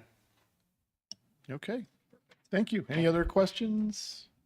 I think we're good. Okay, All right. thank you, Commissioners. Can I give another shout out to staff for all the hard work for today? Please do. It was Oh, well, kind of a- thank you. kind I of know a they slog, but appreciate it. Yeah, no, there was a lot of stuff online.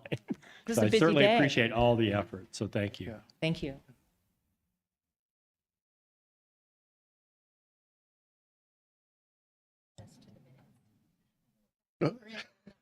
Yeah. Our next meeting is January 4th, I think, right? So we won't see you again, but thank you all for your participation today. And today's meeting is adjourned.